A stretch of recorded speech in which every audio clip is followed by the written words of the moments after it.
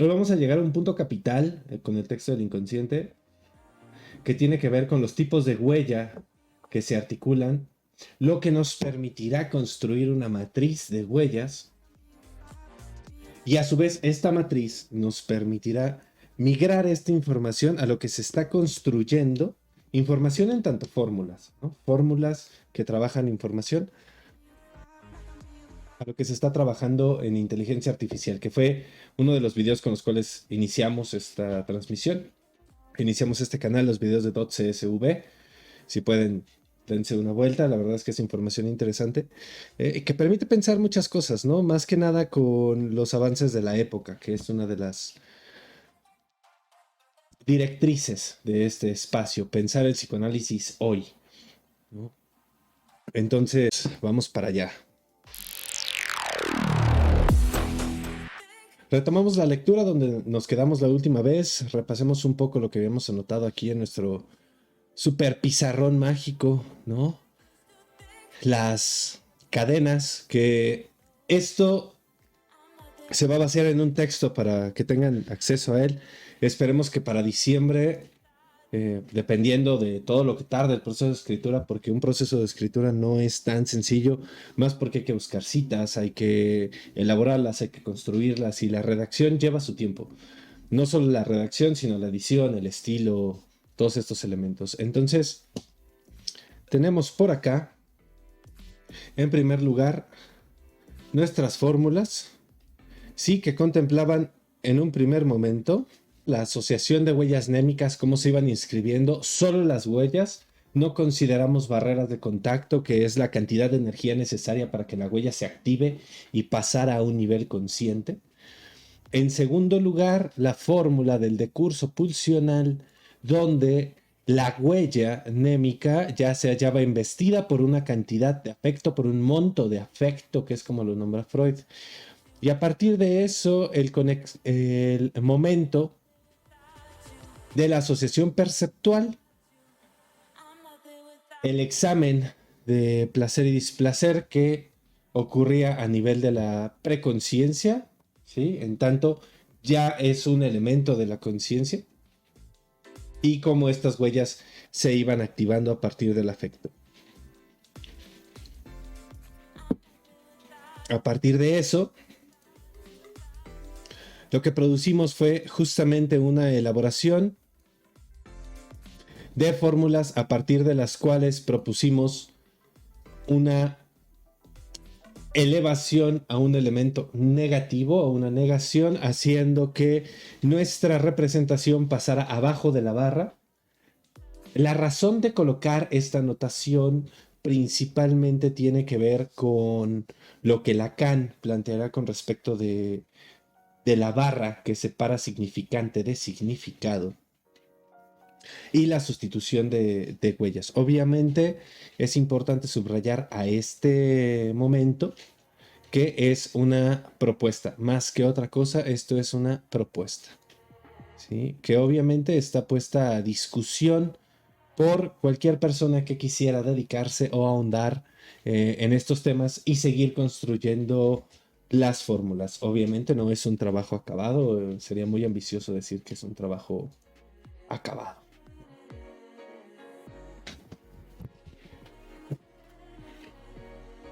Listo. Entonces, avancemos con el texto. En los siguientes dos apartados no hay subrayados, la verdad es que no sé por qué no se guardaron, sin embargo, como son pequeños podemos avanzarlos rápidamente. Más porque son propiedades que aquellos que ya estén un poco más metidos en el tema de psicoanálisis conocerán y aquellos que no, podemos enunciarlos rápidamente. Y qué mejor que leer en un espacio que se llama Leer a la Letra, ¿no? Entonces, un nuevo significado cobra distingo entre los dos sistemas psíquicos si atendemos a los procesos de uno de ellos, el inconsciente. Exhiben propiedades que no se reencuentran en el contiguo más alto, dígase, en el consciente. El núcleo inconsciente consiste en agencias representantes de pulsión que quieren descargar su investidura, por lo tanto, mociones de deseo. ¿Sí? Aquí tenemos una primera definición de lo que sería una moción de deseo. Estas mociones pulsionales están coordinadas entre sí, subsisten unas junto a las otras sin influirse y no se contradicen entre ellas. Esto nos lleva a uno de los primeros principios del inconsciente, que es el principio de no contradicción. Cuando son actividades Cuando son activadas al mismo tiempo dos mociones de deseo, cuyas metas no podrían menos que parecernos inconciliables, ellas no se quitan nada ni se cancelan recíprocamente, sino que confluyen en la misma formación de meta intermedia, de un compromiso. Esta construcción de la formación de compromiso es fundamental en la lectura que Freud va a hacer del inconsciente. Recordemos que hay dos fuerzas que Freud ya ha mencionado. La moción de deseo, este deseo que busca satisfacción, y otra fuerza que se le contrapone, que es el ejercicio de la represión. En un primer momento, lo mencionamos en la sesión anterior, y en un segundo es esta acción de caza, esta búsqueda de desalojar, evitar la activación de esa huella némica que fue reprimida en un primer momento. Importante, dentro del inconsciente no existe negación. Si se preguntaban de dónde salía este enunciado de la programación neurolingüística, pues bueno, ya saben de dónde, salió de Freud. No existe duda ni grado alguno de certeza. Todo esto es introducido solo por el trabajo de la censura entre el inconsciente y el preconsciente. La negación es un sustituto de la represión de nivel más alto. Para esto tendríamos que irnos al texto de la negación, donde Freud dirá que la diferencia entre negación y represión es que la negación sí aparece a nivel de lo consciente. Y aquí hay que tener cuidado. En la práctica hay muchas personas que sostienen que cualquier ejercicio o aparición de un no sería una negación. Y en tanto esto, las toman como si fueran formaciones del inconsciente. A mí me parece que ahí hay que tener cuidado, porque podemos llegar a lo que es a partir de lo que no es. Entonces, claro que aparece, y esto es importante entenderlo en tanto mecanismo, aparece, es negado porque no genera identidad. Una cosa es que no genere identidad porque no es eso lo que estamos buscando, y otra, que busquemos cancelar esa identidad. En la negación, que es un texto que valdría la pena trabajar, pero que no está incluido en nuestro programa, Freud pone un ejemplo de un paciente que dice: soñé con dos mujeres o una mujer, no recuerdo muy bien, no vaya usted a creer que es mi madre. Y la estructura del enunciado es importante, porque el sujeto ya consideró como verdadero que el analista cree que es su madre. Ahí es donde está este primer momento de afirmación que termina siendo negado por un ejercicio similar a la represión. Es un mecanismo de defensa. Dentro del inconsciente no hay contenidos investidos con mayor o menor intensidad. ¿Sí? ¿Por qué es importante esta distinción? Porque a nivel del inconsciente solo nos interesa si está investido o no. Si es un 1 o es un 0. Si aparece o no aparece. Si aparece, vale. Y si no aparece, no está investido. San se acabó. Prevalece una movilidad mucho mayor de las intensidades de investidura. Por el proceso de desplazamiento, una representación puede entregar a otra todo el monto de su investidura, y por la condensación puede tomar sobre sí la investidura íntegra de muchas otras. Aquí tenemos una descripción muy clara de lo que son los dos mecanismos fundamentales del sueño. Ahora, ¿cómo hacemos la migración a lo que sostiene Lacan? Claro que hay una diferencia entre Freud y Lacan. Lacan propone una forma de leer para regresar a Freud. ¿Cuál es esta forma de leer? Los tres registros: imaginario, real y simbólico, los cuales muy probablemente introduciremos en algún momento. Hoy no. Entonces, he propuesto ver estos dos procesos como indicios del llamado proceso psíquico primario. Desplazamiento y condensación son parte del proceso psíquico primario. Dentro del sistema preconsciente rige el proceso secundario. Toda vez que un tal proceso primario le es permitido jugar con elementos del sistema preconsciente, aparece como cómico y mueve a la risa. Esta es la importancia del texto del chiste y su relación con el inconsciente. Por eso me pareció muy burdo el comentario de el querido psicólogo Francisco, sea ese su nombre en TikTok, porque carajo, ¿cómo alguien puede devenir psicoanalista sin entender el chiste, no? O sea, a fin de cuentas hay muchos elementos inconscientes, muchas formaciones del inconsciente que aparecen como chiste. Los procesos del inconsciente son atemporales y esto es importantísimo. El inconsciente no tiene tiempo. ¿Por qué no tiene tiempo? Porque recordemos que todas las huellas están inscritas por simultaneidad y se activan en presente. No tenemos conciencia de las huellas que se activaron en pasado. Tenemos noción de las inscripciones del pasado. Y esta es una diferencia fundamental. Hay quien dice que el psicoanálisis solo se encarga del pasado. Vale, pero activado en presente. Son esas huellas de memoria que se activaron por un acto, por un evento del presente, las que le interesan al psicoanálisis. Y no solo le interesan al psicoanálisis. El TCC, la TREC, muchas de estas corrientes y aproximaciones cognitivo-conductuales se centran desde este lugar. El aquí y ahora es eso. Pero es importante recordar que la memoria del pasado se activa aquí y ahora, no se activa en el futuro, no se activa en el pasado. Ahora, no están ordenados con arreglo a tiempo, por esto es importante. No se modifican con el transcurso de este, ni en general tienen relación alguna con él. También la relación con el tiempo se sigue del trabajo del sistema consciente. Es el consciente el que da la notación temporal. Es el consciente el que dice eso ocurrió. En el inconsciente está activado, ¿sí? Por eso no importa de qué hable el paciente, si te está hablando de algo que ocurre ahorita o te está hablando de un recuerdo. Y ahí hay algo fundamental con el ejercicio de la asociación libre. Tampoco se conoce los procesos inconscientes, tampoco conocen un miramiento por la realidad. ¿Por qué no conocen un miramiento por la realidad? Porque recordemos la diferencia entre realidad psíquica y realidad material, realidad exterior. Están sometidos al principio del placer. Su destino solo depende de la fuerza que poseen y de que cumplan los requisitos de la regulación de placer-displacer. Resumamos. Ausencia de contradicción. Proceso primario, movilidad de las investiduras, carácter atemporal y sustitución de la realidad exterior por la realidad psíquica. Si nosotros entendemos todas estas características del inconsciente, podemos empezar a pensar psicoanalíticamente. Que pensemos psicoanalíticamente no quiere decir, y subrayo, empero, como dice Freud, que hagamos psicoanálisis. La psicología del yo, la psicología psicodinámica, este rasgo dinámico de la psique de muchas aproximaciones psiquiátricas, tiene que ver con pensar desde ciertas cosas de lo que les llegó del psicoanálisis.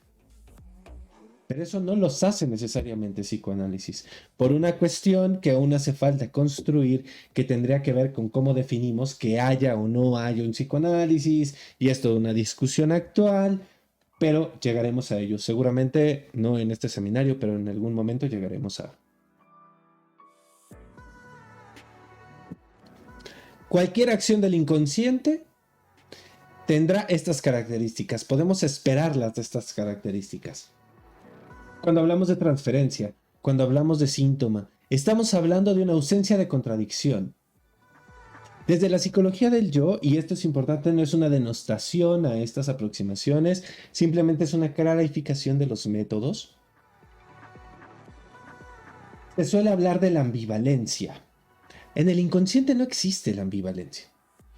No existe la ambivalencia como se nombra a nivel de la conciencia de, es que o lo amas o lo odias. No, lo amas y lo odias al mismo tiempo. ¿Sí? Ocurren simultáneamente. Y aquello que no se descarga vía el amor se puede descargar vía el odio, y aquello que no se descarga vía el odio se puede descargar vía el amor. grandes problemas en los cuales nos mete la lectura psicoanalítica, ¿no? Pero bueno, es importante mencionarlos. Los procesos inconscientes solo se vuelven cognoscibles para nosotros bajo las condiciones del soñar y de la neurosis. O sea, cuando los procesos del sistema preconsciente son trasladados hacia atrás a un estadio anterior por obra de un rebajamiento de la represión. ¿Sí? O sea, es cuando la represión se rompe que podemos saber de lo que habita en el inconsciente. Perdonen ustedes por estar subrayando, pero pues bueno, es importante. En sí, por sí, ellos no son cognoscibles, aún son insusceptibles de existencia, porque en época muy temprana el sistema inconsciente al sistema inconsciente se le superpuso el preconsciente, que ha arrastrado hacia sí el acceso a la conciencia y la motilidad. La descarga del sistema inconsciente pasa a la inervación corporal para el desarrollo de afecto, pero como tenemos averiguado, también esa vía de aligeramiento le es disputada por el preconsciente. Por sí solo y en condiciones normales, el sistema inconsciente no podría consumar ninguna acción muscular adaptada a fin, con excepción de aquella que ya está organizada como reflejos. ¿Sí? Freud, en el esquema del psicoanálisis, hacia el tomo 23 y hacia el final de su obra, que es un texto inacabado, hasta donde dice Strachey, dirá justamente que la preconciencia es una característica del yo. No hay preconciencia en el yo. O sea, no podríamos decir que la preconciencia está de un lado y de otro. Esta es una discusión actual, se los comparto, que estamos pensando en un seminario sobre Freud, donde estamos trabajando inhibición, síntoma y angustia. Y justamente se colocaba esta pregunta, porque están activadas, ¿no? Claro, como están de un lado de la barrera de la represión, no podemos decir que son susceptibles de conciencia. Ahí es donde está todo el tema y toda la diferencia, ¿no? Saludos a César Jiménez, porque es cierto, tenía razón. Lo importante de las preguntas cerradas es que nos dicen por dónde no ir. Solo veríamos a plena luz el significado cabal de los rasgos descritos del sistema inconsciente si les contrapusiéramos y comparásemos con ellos las propiedades del sistema preconsciente. Pero esto nos llevaría demasiado lejos, y yo propongo que de común acuerdo los pospongamos y emprendamos la comparación entre los dos sistemas después que hayamos apreciado más alto. Solo lo más apremiante debe elucidarse desde ahora. Los procesos preconscientes exhiben una inhibición de la proclividad a la descarga. Procuran no descargar. Una inhibición característica de la represión de las representaciones investidas. Cuando el proceso traspasa de una representación a otra, la primera retiene una parte de su investidura y solo una pequeña proporción experimenta el desplazamiento. Dense cuenta que este ejercicio de división del monto de afecto en muchas representaciones es lo que permite transitar en regresión esa cadena. Es una condición necesaria. Eso es lo importante. Desplazamiento y condensación. Como los procesos primarios están excluidos o son limitados. Esta situación movió a Breuer a suponer dentro de la vida anémica dos estados diversos de la energía de investidura. Uno ligado tónico y otro móvil libre y proclive de descarga. Freud después hablará de esto un poco más. Y obviamente, pues bueno, desencadenará otra discusión. Pero bueno, o sea, hay energía libre y energía ligada. Yo creo que este distingo sigue siendo hasta hoy nuestra intelección más profunda de la esencia de la energía nerviosa y no veo cómo podremos prescindir de él. Es la energía libre la que puede colocarse en otras representaciones. Recordemos que Freud ya dijo que la represión consiste en separar la representación de su afecto. Sería una urgente necesidad de exposición metapsicológica continuar la discusión en este punto. Al sistema preconsciente le competen además el establecimiento de una capacidad de comercio entre los contenidos de las representaciones, de suerte que puedan influirse unas a otras el ordenamiento temporal de ellas. Dense cuenta que el ordenamiento temporal ya está a nivel del preconsciente, no a nivel del inconsciente. Por eso es que los sueños pueden ocurrir tal vez al mismo tiempo. ¿Quién los ordena? Otro elemento de la psique. Para aquellos neurólogos que investigan el sueño. No, no estamos peleados, a ver, Dalai, relájense, ¿no? Bueno, las teorías no se pelean, las teorías son construcciones. La introducción de una censura o de varias. El examen de la realidad, del principio de realidad. También la memoria consciente parecen depender por completo del preconsciente.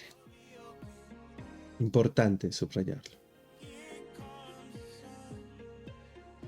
Ha de separársele de manera tajante de las huellas némicas que se fijan, en que se fijan las vivencias inconscientes, y probablemente corresponde a una transcripción particular como la que quisimos suponer, después hubimos de desestimar.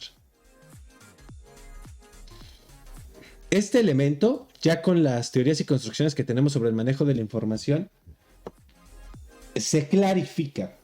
Por eso les recomiendo álgidamente que vayan a ver los videos sobre .csv. Es clickbait, sí, ya sabemos que es clickbait, ¿no? No pasa nada, pero a fin de cuentas, antes era con los textos, ahora es, pues bueno, en este caso con los videos. Porque, pues bueno, para el estilo de un ponente, de este ponente, es más fácil hablar que escribir. Y yo creo que si Lacan hubiera tenido videos, otra cosa sería, pero bueno, X. Por eso, derechos abiertos, pueden usarlos cuando quieran.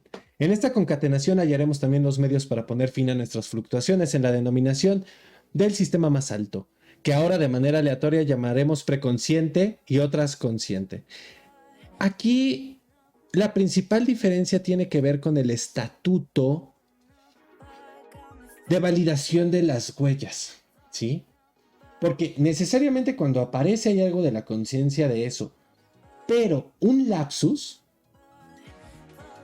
y aquellos que tengan experiencia clínica lo sabrán, o se hayan detenido a escuchar su discurso, y por experiencia clínica también cuenta estar como paciente, como analizante. Uno está hablando, suelta una palabra, un lapsus, no se da cuenta y es hasta que el analista lo puntúa que lo escucha. Porque uno cree en su cabeza que dijo la palabra que pensó que quería decir, pero dijo otra, cosa muy particular. ¿Es preconsciente o consciente? Si es una o es otra, puede darnos un poco igual. Ahora, para terminar este apartado, es atinado también hacer una advertencia en este lugar. No ha de generalizarse apresuradamente lo que aquí hemos traído a la luz sobre la distribución de las operaciones anímicas en los dos sistemas. Ahí está. Estamos describiendo la situación tal como se presenta en el adulto, en quien el sistema inconsciente, en sentido estricto, funciona solo como etapa previa de organización alta. Esto me parece que es una clave también para pensar la clínica con niños. Y el juego. El juego es inconsciente a manos llenas. Está volcado ahí, está sobre la mesa. El contenido y los vínculos de este sistema durante el desarrollo individual y el significado que posee en el animal no deben derivarse de nuestra descripción sino investigarse por separado. Además, en el caso del hombre debemos estar preparados para descubrir, por ejemplo, condiciones patológicas bajo las cuales ambos sistemas se alteren en su contenido y en sus caracteres, o aún los truequen entre sí. Aquí habrá quien diga, pues Freud decide, es una u otra, debes de ser determinista. No, es que estamos hablando de un sistema dinámico. Y en tanto tiene dinámica, tiene movimiento. Si nosotros cancelamos la dinámica del aparato, el movimiento, ya no estamos en lo móvil de la vida. Eso solo puede ocurrir en ciencias duras, ¿sí? Donde podemos generar cámaras de vacío, donde entonces la atmósfera sea una variable que llevamos a cero. No es que deje de intervenir, es que su valor de intervención es cero. Esto es importantísimo para pensar. Es fundamental. ¿Por qué? Porque se presenta vaciado. No está ausente. Es una presencia vaciada. Y esta analogía nos podría llevar a pensar en lugar del analista, pero bueno. Sería erróneo imaginarse que el inconsciente permanece en reposo mientras todo el trabajo psíquico es efectuado en el preconsciente. Que el inconsciente es algo periclitado, un órgano rudimentario, un residuo del desarrollo. El inconsciente está todo el tiempo trabajando. La neurología ya dijo, el cerebro no deja de trabajar, ahí está el inconsciente. Todas esas cosas que el cerebro hace sin que nos demos cuenta son inconscientes. No necesariamente son reprimidas, pero son inconscientes. Suponer que el comercio de los dos sistemas se limita al acto de la represión, que el preconsciente arrojaría al abismo del inconsciente todo lo que le pareciera perturbador. No es cierto.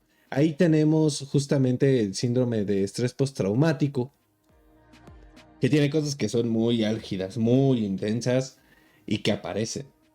Que uno quisiera evitar, pero no logra reprimir. El inconsciente es más bien algo vivo, susceptible de desarrollo, y mantiene con el preconsciente toda una serie de relaciones, entre otras las de cooperación. Recordémoslo bien. A modo de síntesis, debe decirse que el inconsciente se continúa en los llamados retoños, es asequible a las vicisitudes de la vida, influye de continuo en el preconsciente y a su vez está sometido a influencias de parte de este. ¿Qué pasa cuando se arroja una intervención que al otro no le hace sentido? Que no, pues no sé, quién sabe. Bueno, piénselo. Igual y no está en el momento de escuchar eso. Igual y fue desacertado. No lo sabemos. Lo sabremos conforme vaya avanzando el caso. Hay muchas veces que uno dice, ah, mira, esta intervención de hace meses tenía razón. Sí va por ahí. Y hay otras que no.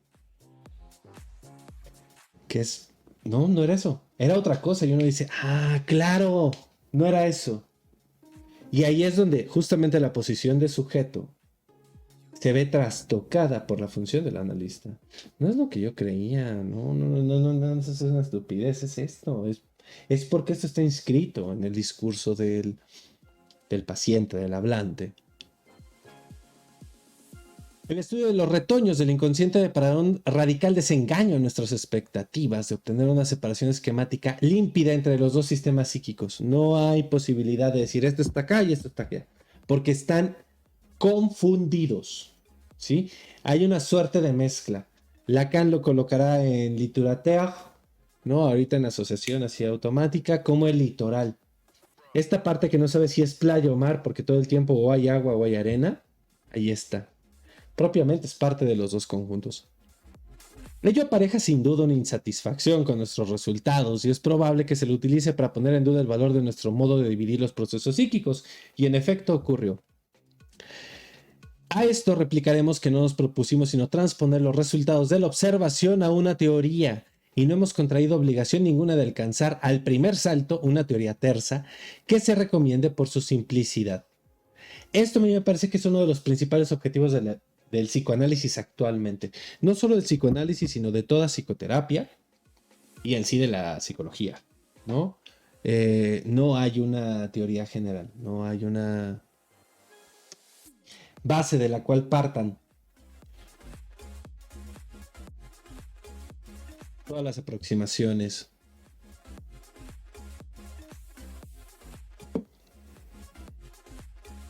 Saldremos de fiadores de sus complicaciones mientras ellas se muestran adecuadas a la observación y no abandonaremos la esperanza de que precisamente ellas habrán de conducirnos en definitiva al conocimiento de una relación de las cosas que simple en sí misma pueda dar razón de las complicaciones de la realidad.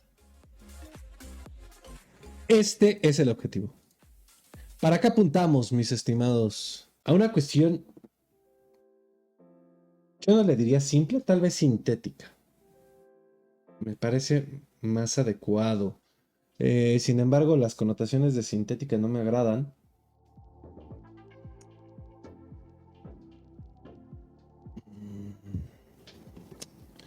Corta, breve. Breve y elegante, me parece que sería lo mejor. Entre los retoños de las mociones pulsionales inconscientes del carácter resquito, las hay que reúnen dentro de sí notas contrapuestas. Por una parte presentan una alta organización. Están exentos de contradicción, han aprovechado todas las adquisiciones del sistema consciente y nuestro juicio los distinguiría apenas de las formaciones de este sistema. Por otra parte, son inconscientes e insusceptibles de devenir consciente. Por tanto, cualitativamente pertenecen al sistema preconsciente, pero de hecho al inconsciente. Dense cuenta, ahí es donde viene todo el problema y este es uno de esos momentos confusos del texto. Su origen sigue siendo decisivo para su destino. Hay que compararlos con los mestizos entre diversas razas humanas, que en líneas generales se han asemejado a los blancos, pero dejan traslucir su ascendencia de color por uno u otro rasgo llamativo, y por eso permanecen excluidos de la sociedad y no gozan de ninguno de los privilegios de aquellos. De esa clase son las formaciones de la fantasía, ¿sí? Tanto de los normales cuanto de los neuróticos, que hemos individualizado como etapas previas en la formación del sueño y en la del síntoma, y que a pesar de su alta organización, permanecen reprimidas como tales, no pueden devenir conscientes. Freud. Lo que interesa tanto en el caso patológico como en el caso normal es la formación de la fantasía. Es lo que nos habla de las concatenaciones de huellas. ¿Cuáles huellas son más proclives de activar? La intervención, ¿a qué apunta? A activar otra cosa, a buscar otra cosa, a una metonimia del deseo, diría Lacan, ¿no? Bueno, tomando a Lacan diría yo, porque Lacan no lo dice tal cual, ¿no? Y no va a faltar el que diga, ¿dónde dice Lacan eso? En ningún lado. Se aproximan a la conciencia y allí se quedan imperturbadas mientras una investidura poco intensa. Mientras tienen una investidura poco intensa. Pero son rechazadas tan pronto sobrepasan cierto nivel de investidura. Aquí está. ¿Sí? Por eso el monto de afecto es importante. Otros tantos retoños del inconsciente de alta organización son las formaciones sustitutivas que no obstante logran irrumpir en la conciencia merced de una relación favorable. Por ejemplo, en virtud de una coincidencia con una contrainvestidura del preconsciente. ¿Qué es esto? Un lapsus. Eso es un lapsus. Una formación sustitutiva. Cuando en otro lugar investigamos más a fondo las condiciones del devenir consciente, podremos solucionar una parte de las dificultades que han surgido. Aquí parece ventajoso contraponer a nuestro abordaje anterior, en que nos remontamos desde el inconsciente, uno que parta de la conciencia. Dense cuenta cómo hay procesos que pueden partir de distintos lugares del aparato psíquico. El gran problema a nivel clínico es ubicar de dónde vienen, ¿no? A toda la suma de los procesos psíquicos se le presenta como el reino de lo preconsciente. Un sector muy grande de esto preconsciente proviene del inconsciente, tiene el carácter de sus retoños y sucumbe a una censura antes de que pueda devenir consciente. Otro sector del preconsciente es susceptible de conciencia si censura, ¿no? Sectores de lo preconsciente. Esto nos lleva a contradecir un supuesto anterior. Cuando consideramos la represión, nos vimos precisados a situar entre los sistemas inconsciente y preconsciente la censura decisiva para el devenir consciente. Ahora nos es sugerido una censura entre preconsciente y consciente. Pero haremos bien en no ver en esta complicación una dificultad, sino en suponer que una nueva censura corresponde a todo paso de un sistema al que le sigue más alto. Vale decir, todo progreso hacia una etapa más alta de la organización psíquica. ¿Sí? Por eso es que la relación que coloca este video de .csv con respecto de los filtros me parece importantísima. La información se va filtrando. No hay una sola censura. Hay varios ejercicios de censura. Dependiendo de qué, de con qué tipo de huella se contraste. Lo que colocan los programadores como filtro. Como quiera que fuese, queda desechado con relación a ello el supuesto de una renovación continuada de las transcripciones.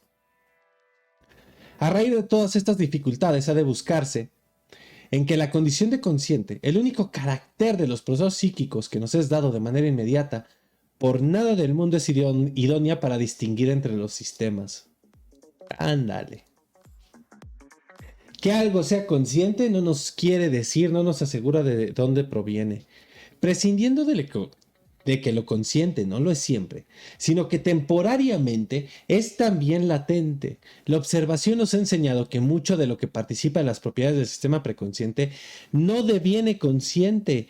Todavía llegaremos a saber ciertas orientaciones de la atención de este sistema son restrictivas del devenir consciente. Con el tiempo de práctica, con el tiempo de ejecución, con el tiempo de ejercicio, uno va dando cuenta de la diferencia entre un silencio vacío y un silencio lleno. ¿A qué me refiero?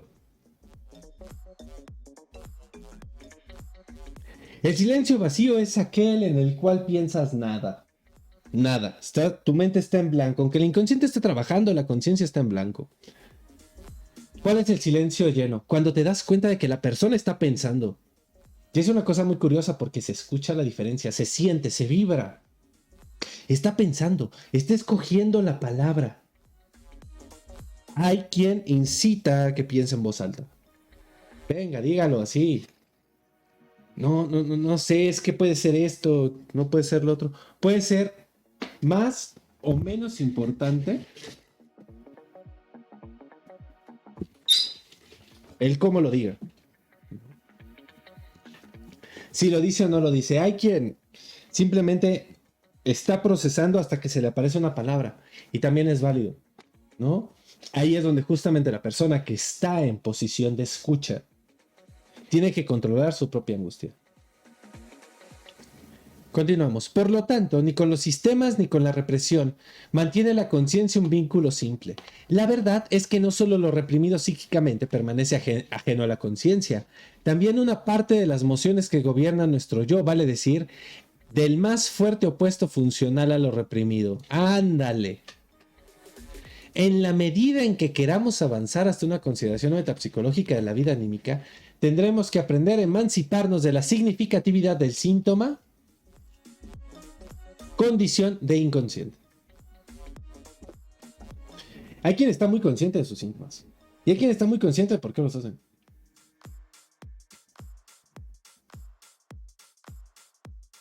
Solo que eso no quiere decir que pueda dejar de hacerlos. En la medida en que queramos avanzar, no, eso ya lo dije, ¿no? Pero bueno. Aprender a emanciparnos de la significatividad del síntoma, condición de inconsciente. Mientras sigamos adheridos a este síntoma, veremos infringidas las excepciones de nuestras tesis generales. Notamos retoños del inconsciente, que retoños del inconsciente devienen conscientes como formaciones sustitutivas y como síntomas. Por lo regular, tras grandes desfiguraciones respecto del inconsciente, aunque suelen conservar muchos caracteres que invitan a la represión. No, yo no dije eso. ¿Cómo? No. O sea, yo dije esto. Vale. Sin embargo, se escucha esto. No, tampoco insistas, ¿no? A menos que sea una cosa de radical importancia. Hallamos que permanecen inconscientes muchas formaciones preconscientes que por naturaleza creeríamos plenamente autorizadas a devenir conscientes. Bueno, por su naturaleza. Es probable que en ella se haga valer la atracción más fuerte del inconsciente. Esto nos lleva a buscar la diferencia más importante entre lo consciente y lo preconsciente. No entre consciente y lo preconsciente, sino entre preconsciente e inconsciente. Lo inconsciente rechazado.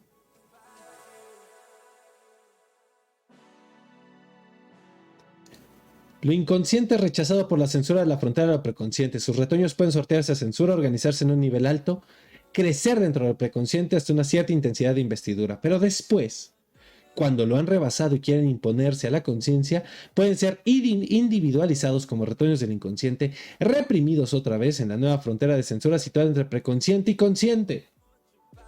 ¿Sí? Represión primordial, si lo quieren ver así, y esfuerzo de desalojo. Llegó, ahora sácalo. Ese güey no tendría que estar aquí. No sé cómo entró, pero no tendría que estar aquí. Sácalo. Así. La primera censura funciona como el inconsciente mismo. La segunda, contra los retoños del preconsciente. Se diría que la censura fue empujada un tramo hacia adelante en el curso del desarrollo individual. No sé ustedes, pero a mí me parece precioso cómo Freud elabora este tipo de cosas.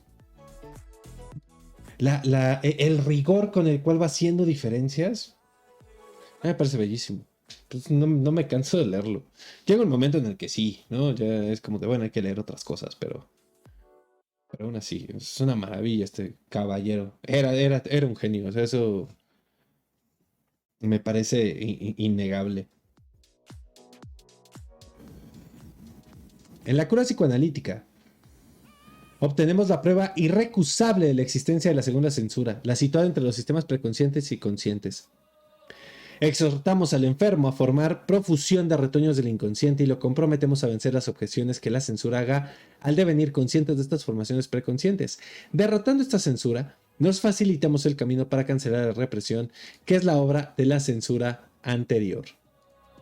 Consignemos aquí esta observación. La existencia de la censura entre preconsciente y consciente nos advierte que el devenir consciente no es un mero acto de percepción, sino que probablemente se trate también de una sobreinvestidura, un ulterior progreso de la organización psíquica. Qué importante. Decía Lutero en un seminario que vino a dar a Querétaro, lo importante de la clínica son las diferencias. ¿Cómo hacemos diferencias clínicas? Para saber con qué chingados nos estamos enfrentando.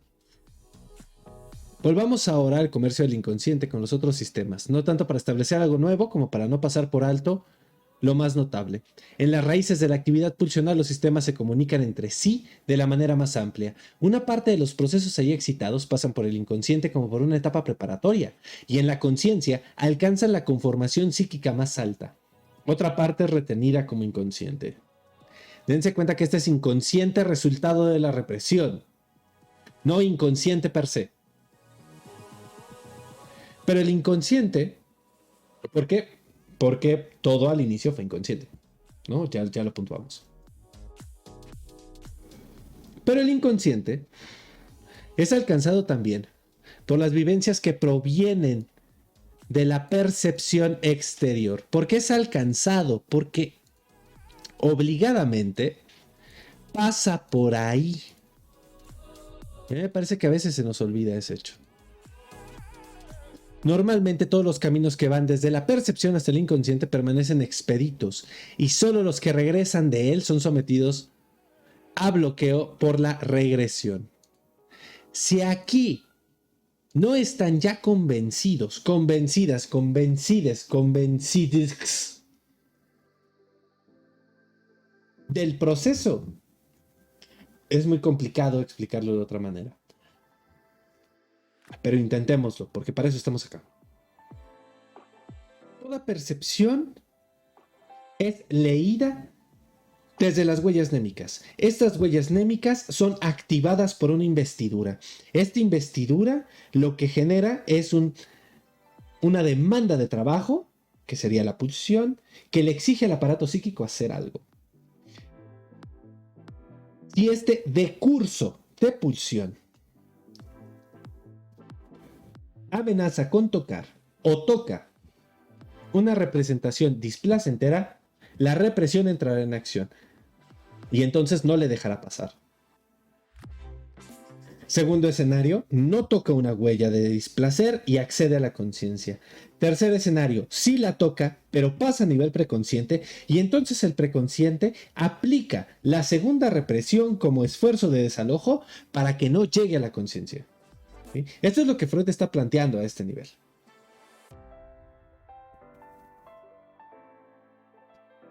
Cosa muy notable, el inconsciente de un hombre puede reaccionar esquivando la conciencia sobre el inconsciente de otro. ¿Dónde encontramos esto? El chiste. Pero no sabemos de qué se ríe alguien de un chiste hasta que no solicitamos asociaciones. El hecho merece una indagación más a fondo, en particular para averiguar si no interviene la actividad preconsciente, pero como descripción es indiscutible. El contenido del sistema preconsciente o consciente proviene en una parte de la vida pulsional y en la otra de la percepción. ¿Sí? Aquí es donde encontramos lo que les acabo de explicar. Cabe duda sobre la medida en que los procesos de este sistema pueden ejercer una influencia directa sobre el inconsciente. La investigación de casos patológicos muestra a menudo en el inconsciente un grado de autonomía o de influenciabilidad apenas creíbles. Un total aislamiento recíproco de las aspiraciones, una degradación absoluta de los dos sistemas. He ahí en general la característica de la condición patológica. Es porque no logramos hacer lazo entre lo que viene de un sistema y otro, que entonces emergerá una situación patológica.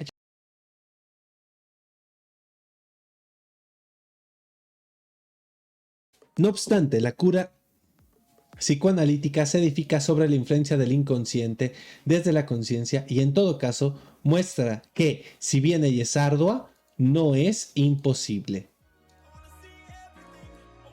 Los retoños del inconsciente que hacen de mediadores entre los dos sistemas nos facilitan el camino para este logro, como ya se dijo, pero todos nos llevan a suponer que una modificación espontánea del inconsciente por parte del consciente es un proceso lento y erizado de dificultades. Esto es lo que hace el psicoanálisis ser tan largo. Una cooperación entre una emoción preconsciente y un inconsciente, aún reprimida con intensidad, puede producir en esta situación eventual. Puede producirse que la emoción inconsciente puede operar en el mismo sentido que una de las aspiraciones dominantes. La represión queda cancelada para este caso y la actividad reprimida se admite como esfuerzo de la que está en la intención del yo. Para esta última, lo inconsciente pasa a ser una constelación acorde con el yo, sin que en lo demás se modifique para nada su represión. Esto es lo que podríamos llamar un síntoma ego-sintónico. Pues yo soy así, ya dicho en palabras sencillas. El éxito del inconsciente en esta cooperación es innegable. Las aspiraciones reforzadas, en efecto, se comportan diversamente de las normales, habilitan para un rendimiento particularmente consumado y exhiben frente a las contradicciones una resistencia semejante a la que oponen, por ejemplo, los síntomas obsesivos. Es muy curioso cómo aparece una enunciación obsesiva, ¿no? Más cuando es clara, cuando es una de estas que le llaman de libro, porque aparece el evento y luego un evento que cancela el primero y entonces están los dos elementos. El contenido del inconsciente puede ser comparado con una población psíquica primitiva. Si en el hombre unas formaciones psíquicas heredadas, algo análogo al instinto, dense cuenta que aquí está la palabra en alemán, por eso instinto no es pulsión, de los animales. Eso es lo que constituye el núcleo del inconsciente.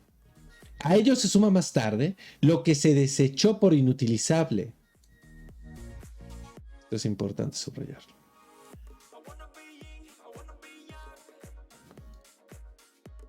A ello se suma más tarde lo que se desechó por inutilizable en el curso del desarrollo infantil y que no forzosamente ha de ser por su naturaleza diverso de lo heredado. Una división tajante y definitiva del contenido de los dos sistemas no se establece por regla general hasta la pubertad. ¿Eh? ¿Por qué en la pubertad? Porque es la revisión de los contenidos infantiles fundamentales. Ahora, con estas diferencias, podemos pasar al discernimiento de lo inconsciente. En las neurosis de transferencia, histeria de angustia y de conversión, neurosis obsesiva, nada había que empujarse al primer plano de esa oposición. Se sabía que la denegación, frustración del objeto generaba el estallido de neurosis y esta envolvía la renuncia del objeto real y también la libido subtraída del objeto real revertía sobre un objeto fantasiado y desde ahí sobre uno reprimido, introversión. Pero la investidura de objeto misma es retenida en estas neurosis con gran energía y la indagación más fina del proceso represivo nos forzó a suponer que la investidura de objeto persiste en el sistema inconsciente a pesar de la represión, más bien a causa de ella. Es por la represión que no podemos pasar a otra cosa. Por eso me parece importante subrayar aquí la cuestión de la investidura de objeto. Es muy claro en muchos casos, en muchos discursos, que se está hablando de una relación con un objeto que no se quiere reconocer y es hasta que se reconoce que está eso, que se le puede dar lugar y entonces pasar a otra cosa.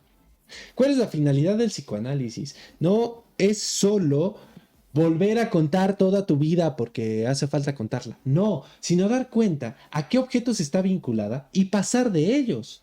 Inaugurar otra cosa. Irte a ser diferente. ¿Sí?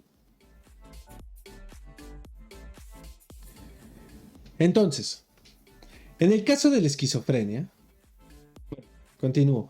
Y sin duda la capacidad para la transferencia, que en estas afecciones aprovechamos terapéuticamente, presupone una imperturbada investidura de objeto. A mí me parece que desde aquí podemos llegar rápidamente con sus escollos, a ese momento donde Lacan dirá que el analista queda, con otro enfoque puede pasar lo mismo. Sí, voy. A que el analista queda al final del análisis como resto. El final del análisis es una cosa muy, muy particular. A mí no me parece que haya un solo fin de análisis, sino que más bien hay varios. Hay muchas formas en las cuales esto se manifiesta, ¿no? Otro lugar, otra discusión. Pero el hecho de que se abandone un objeto para ir a buscar otros es resultado del análisis. Ahora, vinculando esto con otros enfoques, claro que sí. En tanto ese enfoque permite una modificación del objeto. Ahí podremos decir, claro, ya no lo está buscando en el objeto A, sino lo está buscando en el objeto B. Esto no quiere decir que la relación con el objeto se haya modificado. Por eso tendríamos que pensarlo en al menos dos niveles. Uno, ¿cuál es la dinámica de relación con el objeto? Y dos, ¿cuál es el objeto con el cual uno se relaciona? Iba a decir desarrolla, cosa que también quedaría a tono. Por ejemplo, uno de estos enunciados que suele aparecer mucho en publicidades psicológicas de si tu pareja no hace esto y esto, esto y esto y esto, o si hace esto y esto y esto y esto, no es ahí. Ahí está el enunciado. Claro que es posible. Sería radicalmente negligente decir que solo el psicoanálisis produce resultados, porque no es cierto. Producirán resultados diferentes en distintos lugares. Hay una serie que se llama Lucifer, muy chistosa ella, no sé si ya haya salido la siguiente temporada, pero en cuanto salga la veré. Y justamente en uno de los episodios ya avanzados, una chica dice es que a mí me gustan los chicos malos y los chicos rudos y bla, bla, bla, los que agarran y me tratan mal y después me botan y no sé por qué. Y entonces en algún momento va por un chico y dices que ese es el chico malo. Y otra persona le devuelve un enunciado muy particular y dice es que tal vez el problema no sean los chicos malos, sino el problema es que tú siempre los escoges, una cosa por el estilo. ¿No? Y a la otra chica le resuena. Dice, carajo, claro. ¿Era necesario todo el recorrido del análisis para que eso ocurriera? No, pero eran personas que se conocían. Y en tanto se conocían, hubo algo de la escucha de la dinámica que permitió lanzar un enunciado que modificara el escenario. En algún seminario discutíamos sobre estos elementos y yo le decía, bueno, es que la señora de los tamales te puede hacer una intervención, ¿no? Agarra, te ve, la más radical pendeja. Oiga, joven, ¿usted está enamorado? No, no, no. O cuando vas con una persona, ¿ustedes son pareja? No, no, no, no, no. Y en absoluto aparece el rubor como huella de la relación, ¿no? No, no, no, no, no, para nada, si solo somos amigos. Y uno se da cuenta de que hay un ejercicio, una insistencia en negar ese enunciado, ¿no? Avancemos. Entonces, si se puede de otros enfoques, sí. A mí me parece que sí es probable que ocurra. A este nivel, esa es otra pregunta, ¿no? A nivel de inconsciente es otra pregunta, ¿no? Entonces, sigo. En el caso de la esquizofrenia, en cambio, se nos impuso el supuesto de que tras el proceso de la represión, la libido quitada no busca un nuevo objeto, sino se recoge en el yo. Por tanto, aquí se resignan las investiduras de objeto y se reproduce un estado de narcisismo primitivo carente de objeto. Aquí me gustaría hacerle una corrección a Freud. No, porque pensarlo como carente de objeto, y esto ya aparecerá tal vez hasta Lacan, que trabajó más con psicosis, esquizofrenia. Si hay un objeto, pero ese objeto está investido en tanto alucinación al interior del aparato psíquico. ¿Sí? No es un objeto material exterior, que es a lo que se está refiriendo Freud. Pero si hay un objeto, una representación de objeto investida. Pensarlo de esta forma permite aplicar ecuaciones de lectura y de intervención que no necesariamente se alcanzan a ubicar desde lo que está proponiendo Freud. Digo, solo coloco el agregado por fuera del texto. Sigo. La incapacidad de estos pacientes para la transferencia, porque obviamente no invisten en un objeto exterior como sería el analista. La inaccesibilidad terapéutica que de ahí se sigue. Su característica de repulsa del mundo exterior, el surgimiento de signos de una sobreinvestidura del propio yo, la apatía total en que desemboca el proceso. Todos estos caracteres parecen armonizar perfectamente con el supuesto de una resignación de las investiduras de objeto exterior, agregaría. Sí, porque claro que hay objetos investidos en el delirio, o sea, una vez que uno ha escuchado un delirio se da cuenta. Ahí está investido, hay un objeto, hay una relación ahí.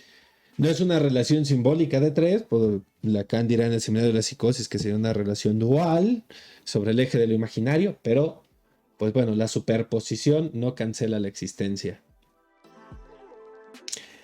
En cuanto a los vínculos entre los dos sistemas psíquicos, ningún observador dejó de notar que en la esquizofrenia se exterioriza como consciente mucho de lo que en las neurosis de transferencia solo puede pesquisarse en el inconsciente por medio del psicoanálisis. Cuando uno trata con esquizofrenia, con psicosis, el inconsciente está a flor de piel. Está ahí mostrándose a borbotones. Claro, al principio no logramos establecer un enlace inteligible entre el vínculo yo-objeto y las relaciones de conciencia. Este último enunciado es el que permite hacer la anotación que les comentaba hace poco, donde no es que no haya objeto, es que está la representación de un objeto, pero no es un objeto exterior de la materialidad presente. Eso que buscamos parece conseguirse por el siguiente insospechado camino. En la esquizofrenia se observa sobre todo en sus estadios iniciales, tan instructivos, una serie de alteraciones del lenguaje, algunas de las cuales merecen ser consideradas desde un punto de vista determinado. Gracias Lacan por aventurarte a hacerlo. El modo de expresarse es a menudo objeto de cuidado particular, es rebuscado, amanerado. Las frases sufren una peculiar desorganización sintáctica que las vuelve incomprensibles para nosotros, de suerte que las juzgamos disparatadas las preferencias de los enfermos. En el contenido de esas preferencias muchas veces pasa al primer plano una referencia a órganos o inervaciones del cuerpo. A esto puede sumarse que en tales síntomas de la esquizofrenia, semejantes a las formaciones sustitutivas del histerio de la neurosis, la relación entre el sustituto y lo reprimido exhibe peculiaridades que nos resultarían insospechadas, nos resultarían sorprendentes en los casos de esas dos neurosis mencionadas. ¿Sí? No aparecen en estas otras dos neurosis, pero no quiere decir que no respondan a los mecanismos. Esa es la brillantez de Lacan. ¿Sí? Empezar a escuchar la psicosis desde lo propuesto por Freud. Victor Tusk ha puesto a mi disposición algunas de sus observaciones sobre esquizofrenias incipientes. Presentan la ventaja de que la enferma misma quiso dar el esclarecimiento de sus dichos. Ahí está. Esto se encuentra muchas veces en la lectura sobre textos de psicosis de Lacan.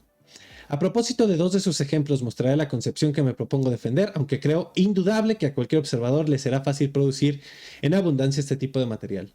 Una de las enfermas de Tusk, una muchacha que fue llevada a clínica después de una querella con su amado, se queja: los ojos no están derechos, están torcidos. Centrémonos en el enunciado, porque el nombre del canal no es gratuito. Leer a la letra: los ojos no están derechos, están torcidos. Verdregen. ¿Sí?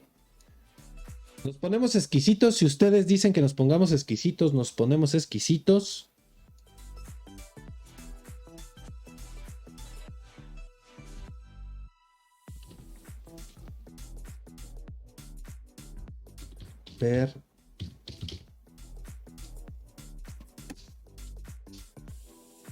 Verdregen. Verdregen apuntaría a retorcer, poner los ojos en blanco, hacer perder la cabeza a alguien, tergiversar, torsionar, entre otros.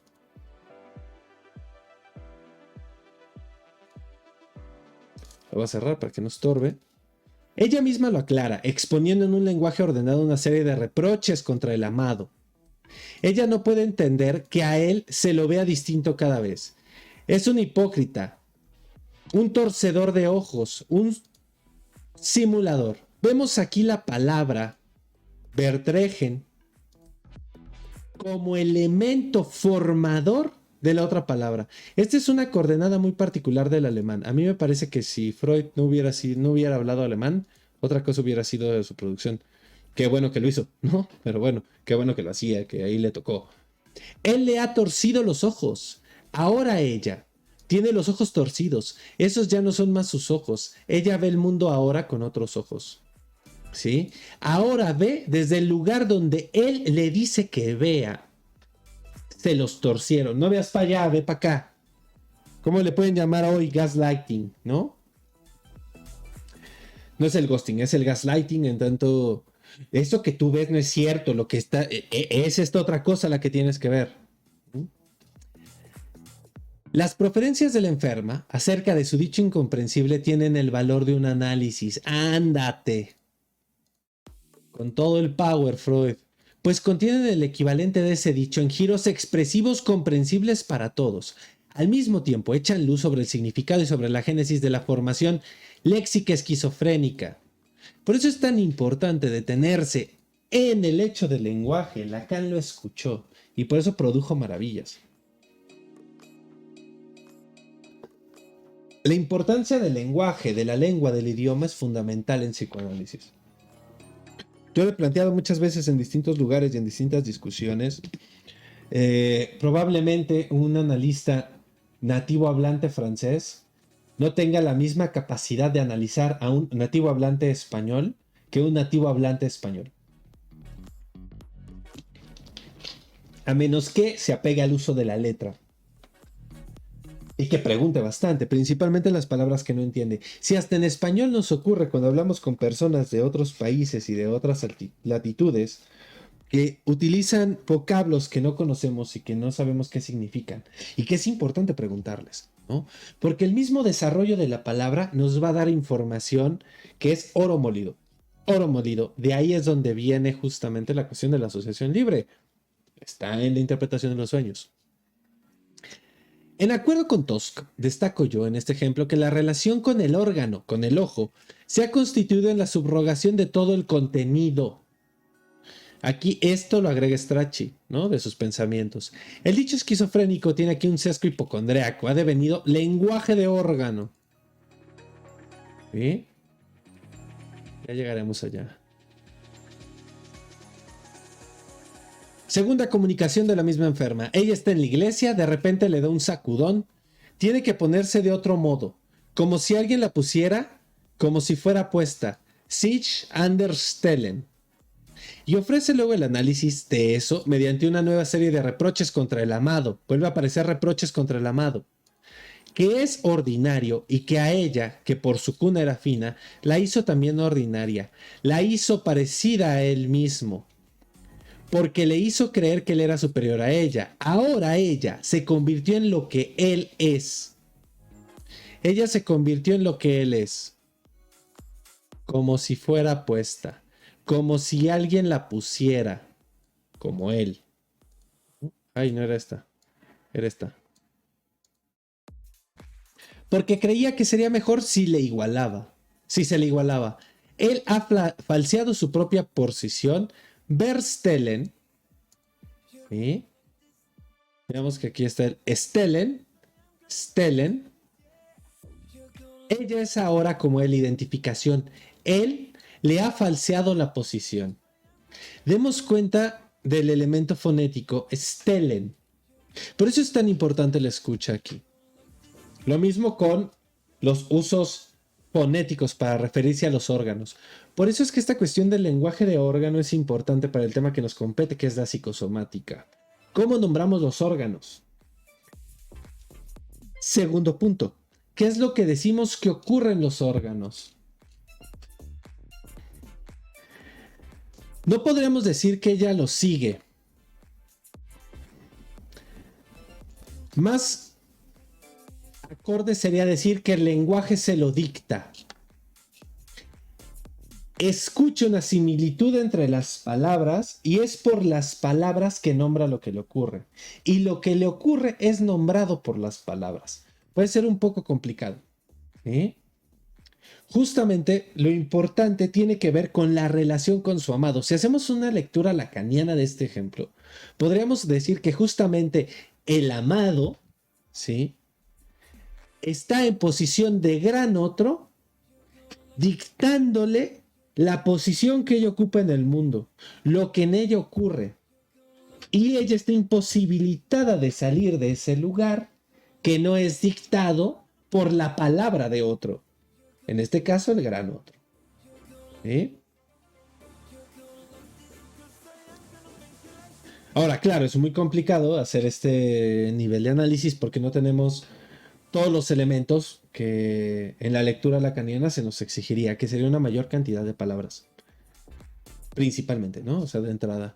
Recordemos, Freud está dando esta viñeta para representar algo muy puntual que tiene que ver con cómo el inconsciente se está moviendo. Y se está moviendo de forma fonética con respecto del lenguaje.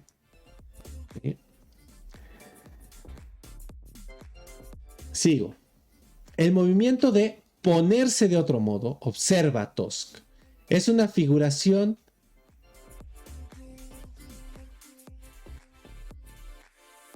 ay Dios, ¿qué hice?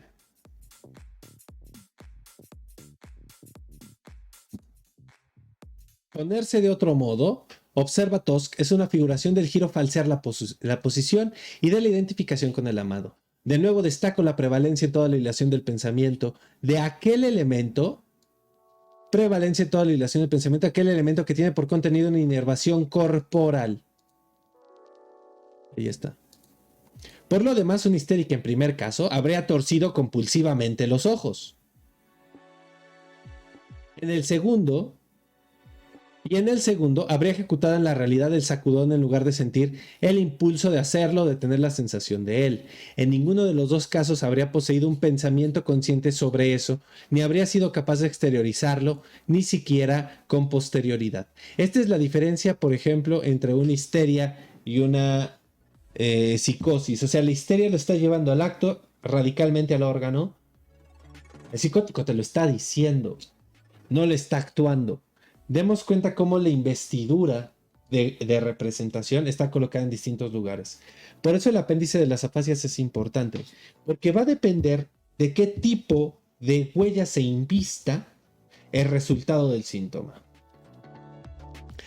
Si es una motora como en la histeria, pues obviamente la acción va a estar dentro de lo motor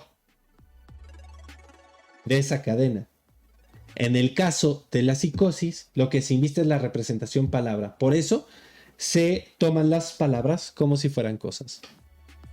Hasta ahí entonces, esas dos observaciones dan testimonio de lo que hemos llamado lenguaje hipocondríaco, mejor llamado lenguaje de órgano. Pero también nos señala otra relación de las cosas que puede registrarse cuantas veces se quiera. Pongamos por caso los ejemplos de la monología de Bleuler y verterse en una forma determinada. En la esquizofrenia las palabras son sometidas al mismo proceso que desde los pensamientos oníricos latentes crean las imágenes del sueño, lo que hemos llamado proceso primario. Son condensadas y por desplazamiento se transfieren unas a otras sus investiduras completamente. El proceso puede avanzar hasta el punto en que una sola palabra, idónea para ello, por múltiples referencias, tome sobre sí la subrogación de toda una cadena íntegra de pensamientos. Aquí es donde entran justamente estas palabras repetitivas que nada más lo dicen y es lo único que repiten.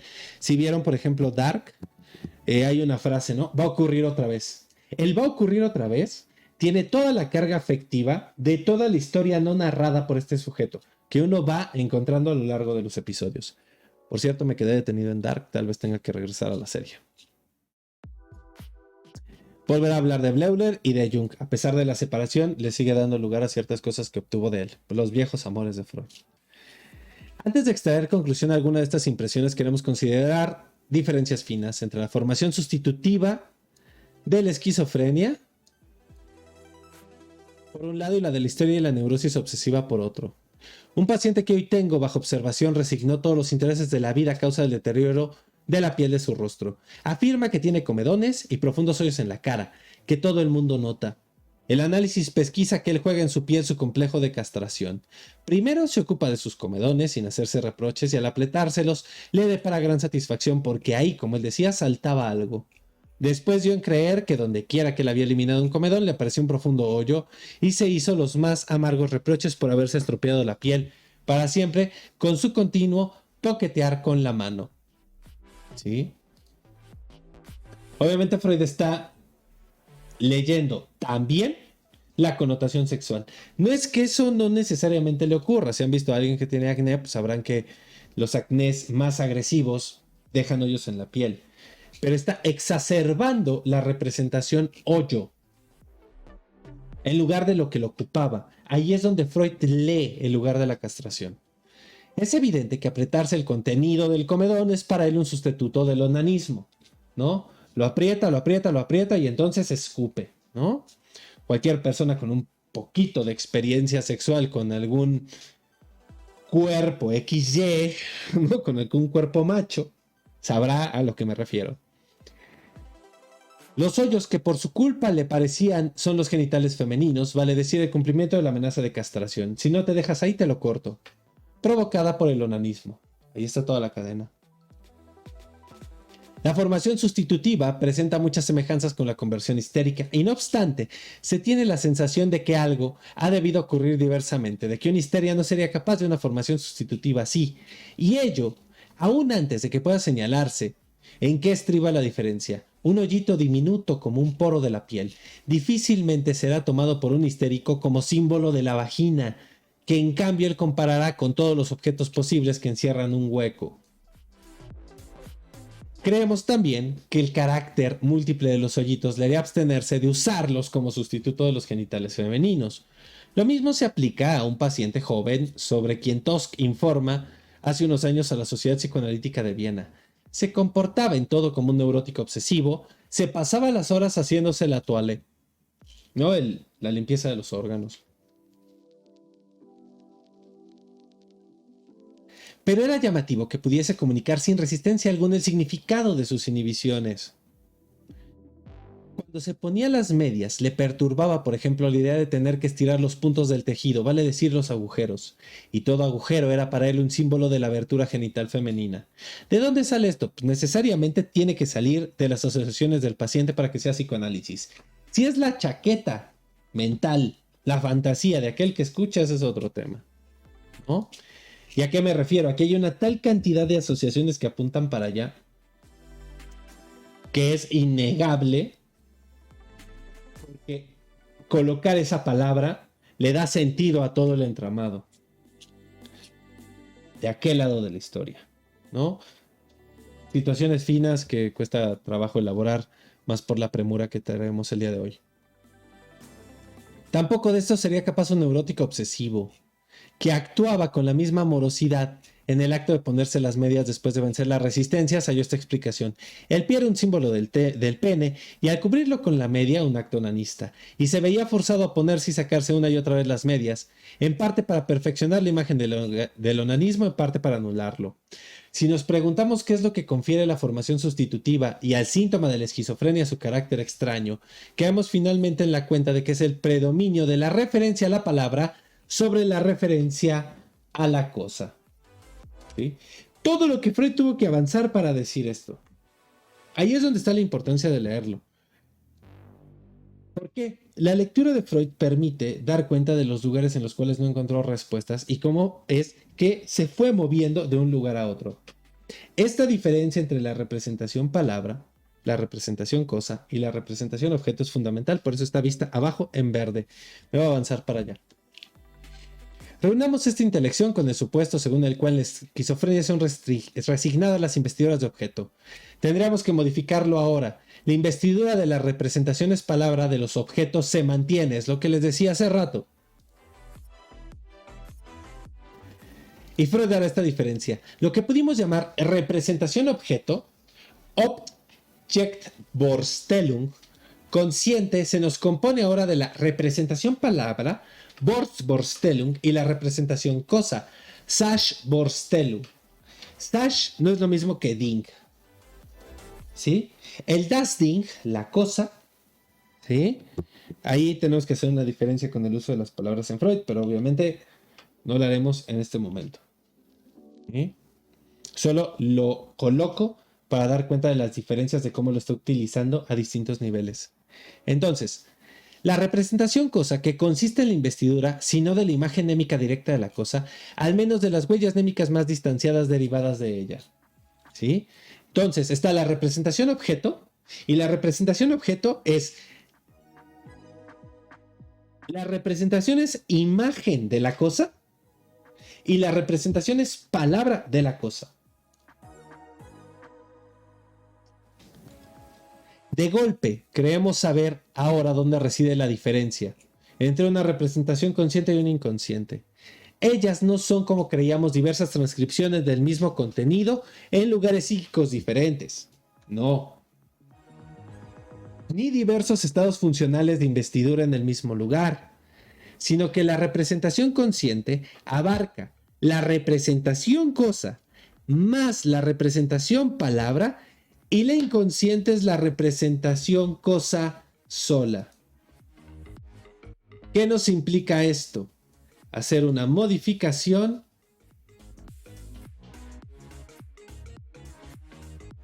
de las fórmulas que habíamos trabajado, que serían... Denme un segundo.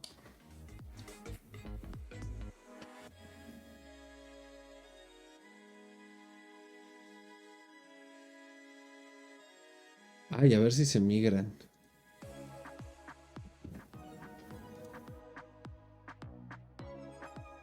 Esperemos que sí. Ay, Dios mío.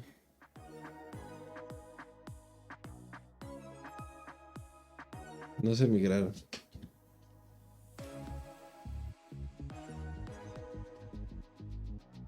Bueno, los vamos a tener que anotar, ¿no? Freud nos dice, hay que hacer una modificación, y la modificación versa de lo siguiente.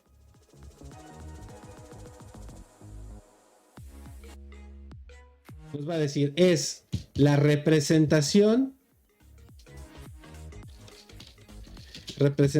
cosa más representación palabra, nos da igual a la representación objeto.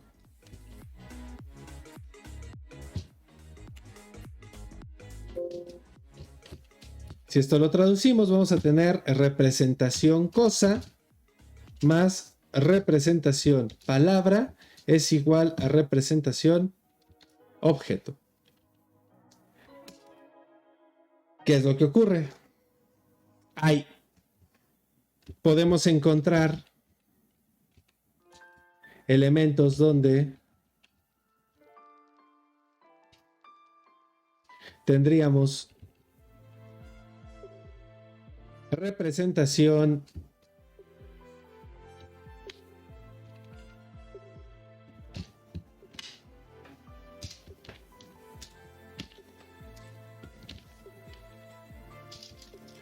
cosa más afecto, que esta sería una. La siguiente sería representación palabra más afecto. Y otra que sería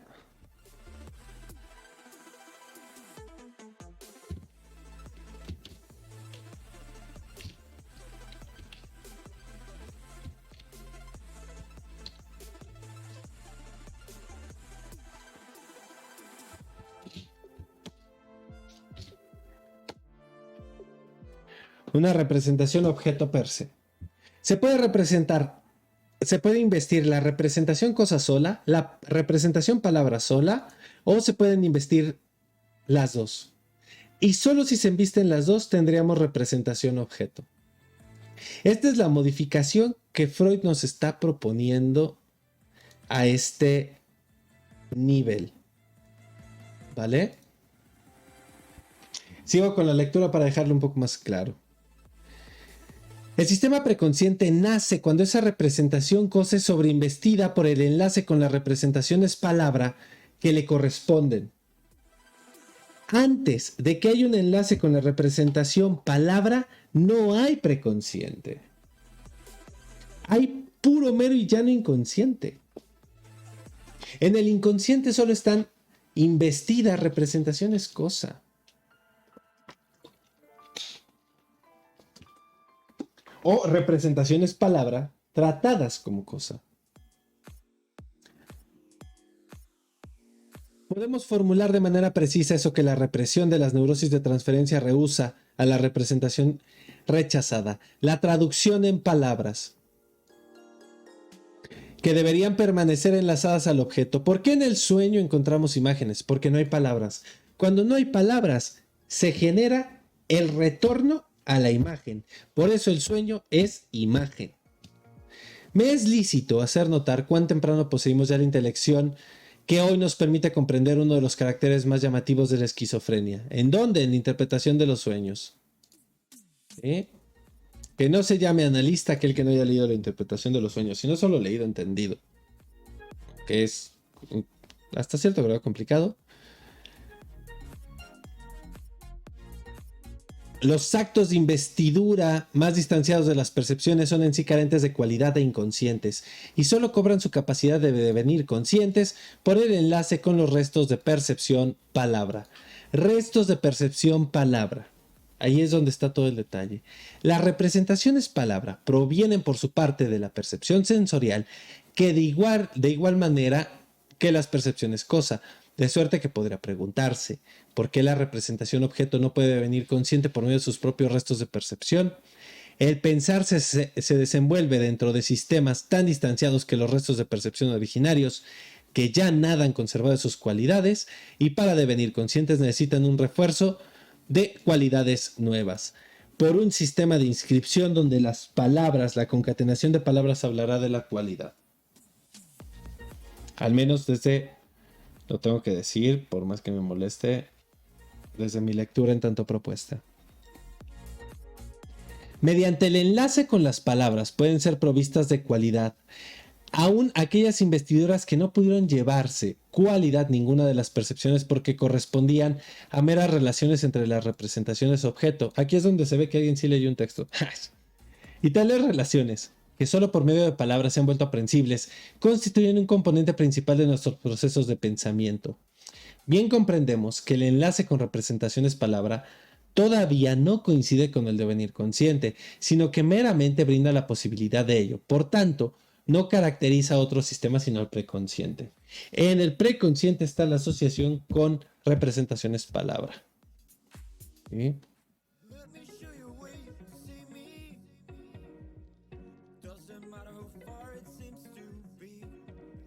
La fórmula según la cual la representación es un proceso que ocurre entre el sistema inconsciente y preconsciente con el resultado de que algo es mantenido lejos de la conciencia, sin duda tiene que ser modificada para incluir el caso de la representación de la demencia precox de otras afecciones narcisistas. Pero el intento de huida emprendido por el yo, que se exterioriza en el quite de la investidura consciente, sigue siendo de cualquier modo la común a ambas clases de enfermedad. Y la reflexión más superficial nos muestra que ese intento de huida, esa huida de parte del yo, se pone en obra en las neurosis narcisistas de manera mucho más radical y profunda. Si en la esquizofrenia esta huida consiste en el recogimiento de la investidura pulsional de los lugares que representan a la representación objeto inconsciente, cabe señalarse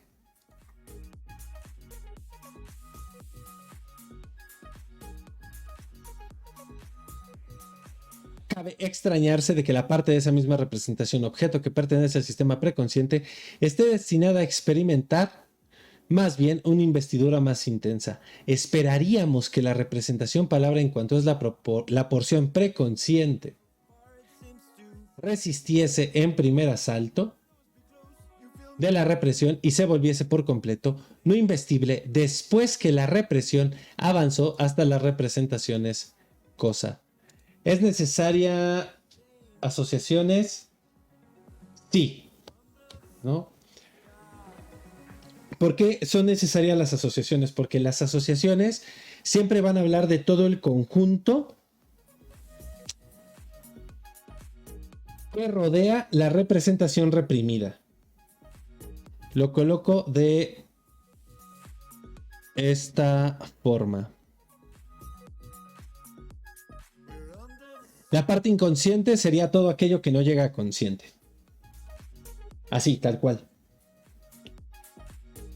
Todo lo que no se dice sería inconsciente.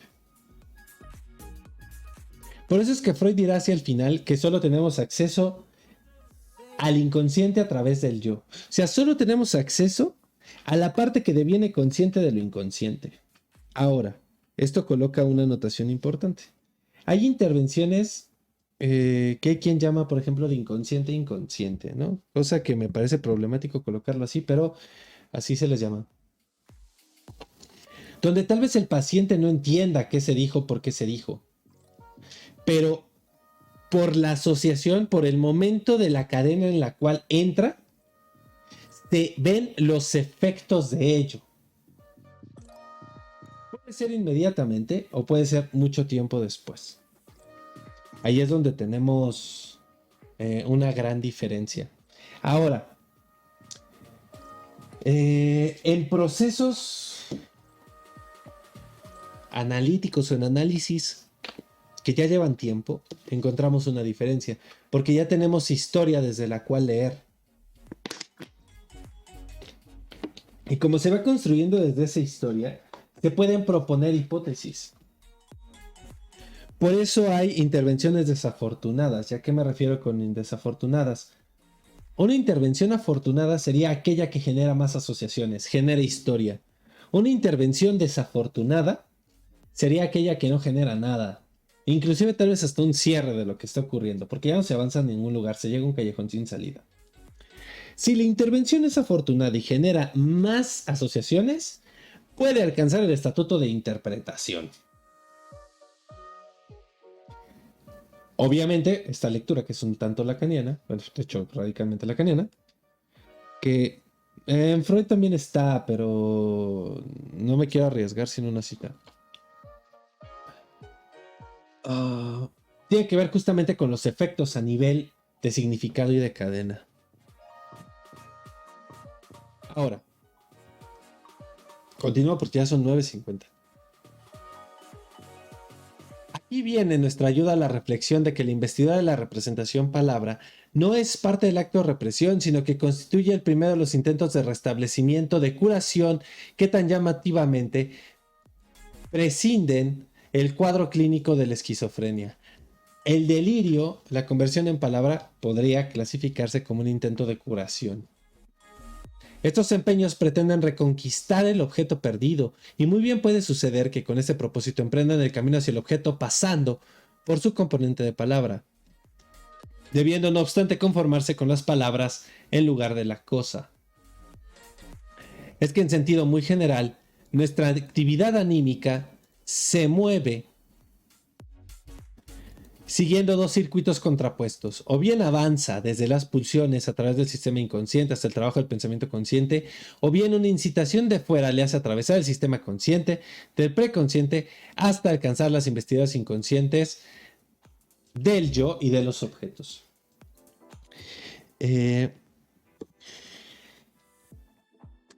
Me parece que aquí habría que agregarle un doble movimiento, al menos desde lo que también nosotros estamos proponiendo. Porque ¿qué es lo que entra directo al consciente? La parte que está investida en tanto percepción de la conciencia. Pero eso no quiere decir que no haya ejercido todo un recorrido del cual no nos damos cuenta para saber que lo que estamos viendo es lo que estamos viendo. ¿Sí?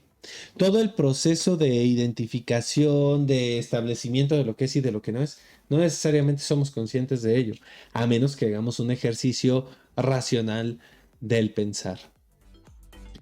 Cuando pensamos en abstracto, nos exponemos al peligro de descuidar los vínculos de las palabras con las representaciones cosa inconsciente, y es innegable que entonces nuestro filosofar cobra una indeseada semejanza en su expresión y contenido con la modalidad del trabajo de los esquizofrénicos. Por otro lado, puede ensayarse esta caracterización del modo de pensamiento de los esquizofrénicos. Ellos tratan cosas concretas como si fueran abstractas. Si realmente hemos discernido al inconsciente, si hemos definido con corrección la diferencia entre una representación inconsciente y una preconsciente, entonces nuestras investigaciones deberán reconducirnos de muchos otros lugares a esta misma intelección. Y al fin, con esto terminamos el texto del inconsciente. Si por muchos caminos podemos llegar a la misma intelección, entonces podríamos llegar a la misma conclusión desde otro lugar. Y por eso aprovecharé los 20 minutos que me quedan de grabación, para que el video no dure más de 2 horas, en este hecho. Y para esto requiero el apéndice P, que es el paralelismo... el paralelismo psicofísico, no. Es el apéndice C, que es la palabra y la cosa. ¿Sí? Este último elemento aparece en el texto de las afasias, que es un texto previo a toda la producción analítica de Freud, psicoanalítica. Y tiene una posición diferente con respecto del uso de las palabras representación objeto y representación palabra.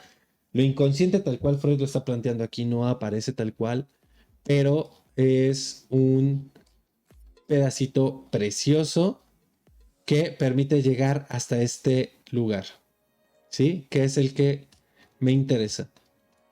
¿Sí? Freud en las afasias hace una monografía sobre las afasias y justamente hablará de las perturbaciones del lenguaje sobre la base, hasta cierto punto biológica, que existía en aquel momento. ¿Sí? Una palabra es una representación compleja que se muestra compuesta por elementos acústicos, visuales y kinestésicos. Esta es la que nos interesa. ¿Sí? Acústicos, visuales y kinestésicos. Ahora está hablando de la representación palabra. Yo veo palabras. Ahí está la imagen de la palabra. Escucho, percibo el sonido de esa imagen. Y al mismo tiempo tengo toda una representación del movimiento motor de decir la palabra. Y lo que ven los labios de otro cuando lo dice. ¿Sí? Entonces, suele citarse 4 ingredientes de la representación palabra: imagen sonora, imagen visual de letras, imagen motriz de lenguaje e imagen motriz de escritura. Todos estos elementos los encontramos en psicopatología de la vida cotidiana. ¿Sí? Pasemos a las características. Aprendemos a hablar en cuanto asociamos una imagen sonora de palabra con un sentimiento de inervación palabra. ¿Sí? Una vez que hemos hablado, entramos en posesión de una representación motriz de lenguaje. ¿Sí? Una vez que hemos hablado. Sí, porque ya produzco yo la palabra. Entonces, guardo en la memoria la pronunciación de la palabra. Por eso los ejercicios de psicopedagogía de pronunciación trabajarían sobre esa parte, sobre el punto de vista motor. ¿Sí? Aprendemos el lenguaje de los otros, segundo punto, en cuanto nos empeñamos en hacer que la imagen sonora producida por nosotros mismos se parezca en todo lo posible a lo que dio ocasión a la inervación lingüística. Si intentamos imitar el sonido que producimos, que sea lo más similar al sonido producido por otro, más allá de los tonos y modalidades acústicas de la voz, porque obviamente mi voz nunca va a sonar igual a la de otro, pero alcanzo las mismas notas, por llamarle, tal vez no los mismos tonos. ¿Sí? Aprendemos a poshablar, repetir lo dicho. Después, en el hablar sintáctico, hilamos las palabras entre sí. En cuanto para la inervación de las palabras, de la palabra que sigue, aguardamos hasta que nos haya llegado la imagen sonora o la representación motriz del lenguaje de la palabra anterior. ¿Sí? Demos cuenta de cómo las palabras están concatenadas. Lo más sorprendente de este texto, de este apéndice, es que Freud está diciendo cosas que después va a trabajar Saussure en sus cursos de lingüística general. Esto quiere decir que desde distintos caminos se llegó a cosas similares. Obviamente Saussure lo trabaja más, o sea, eso es innegable. ¿Sí? 3. Aprendemos a deletrear en cuanto enlazamos las imágenes visuales de las letras con las imágenes sonoras, que no pueden menos que hacernos recordar los sonidos de las palabras ya conocidos. Aprendemos a leer en cuanto enlazamos según ciertas reglas la sucesión de las representaciones de inervación de palabra y motriz de palabra que recibimos a raíz de la pronunciación de las letras aisladas, y ello de tal suerte que se engendran nuevas representaciones motrices de palabra. ¿Sí? Yo puedo leer esto: T, A, N, P, R, O, N, T, O, P, R, O, N, N, C, S, I, A, N, O, S. Bueno, ¿no? Obviamente, ya que uno habla, pues es un poco más complicado, pero voy leyendo letras y después voy leyendo palabras y después voy leyendo frases, ¿sí? Recuerden que hasta cierto grado los niños ya llegan hablando a la educación preescolar y después se les regresa para aprender la pronunciación de las palabras, luego de las letras, luego de las sílabas, luego de las palabras, ¿sí? Aprenden a pronunciar imágenes, ¿sí? Las dos imágenes, la motriz de la palabra y la sonada de la palabra que así hemos recibido, no son familiares desde hace tiempo, idénticas con las usadas en el habla. Ahora leemos entendiendo. Si primeramente no hemos hablado una lengua escrita, sino un dialecto, tenemos que super asociar las imágenes motrices de palabra y las imágenes sonoras adquiridas por deletreo con las antiguas. Así nos es preciso aprender una lengua nueva, lo cual es facilitado por la semejanza entre dialecto y lengua escrita. Me voy a avanzar.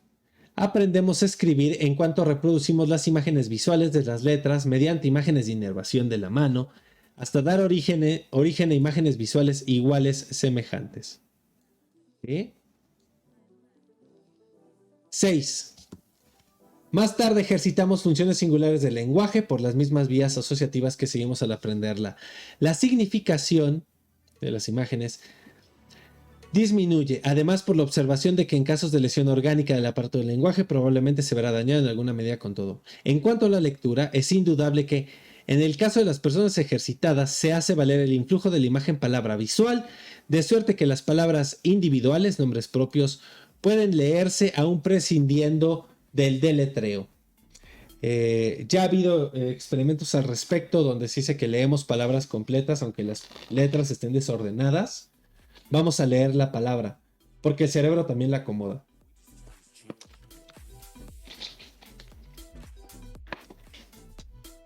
La palabra es, pues, una representación compleja que consta de las imágenes que hemos consignado expresado de otro modo. Corresponde a la palabra de un complicado proceso asociativo en el que confluyen los elementos de origen visual, acústico y kinestésico enumerados antes. La palabra cobra su significado por su enlace con la representación objeto. Aquí es donde viene la diferencia.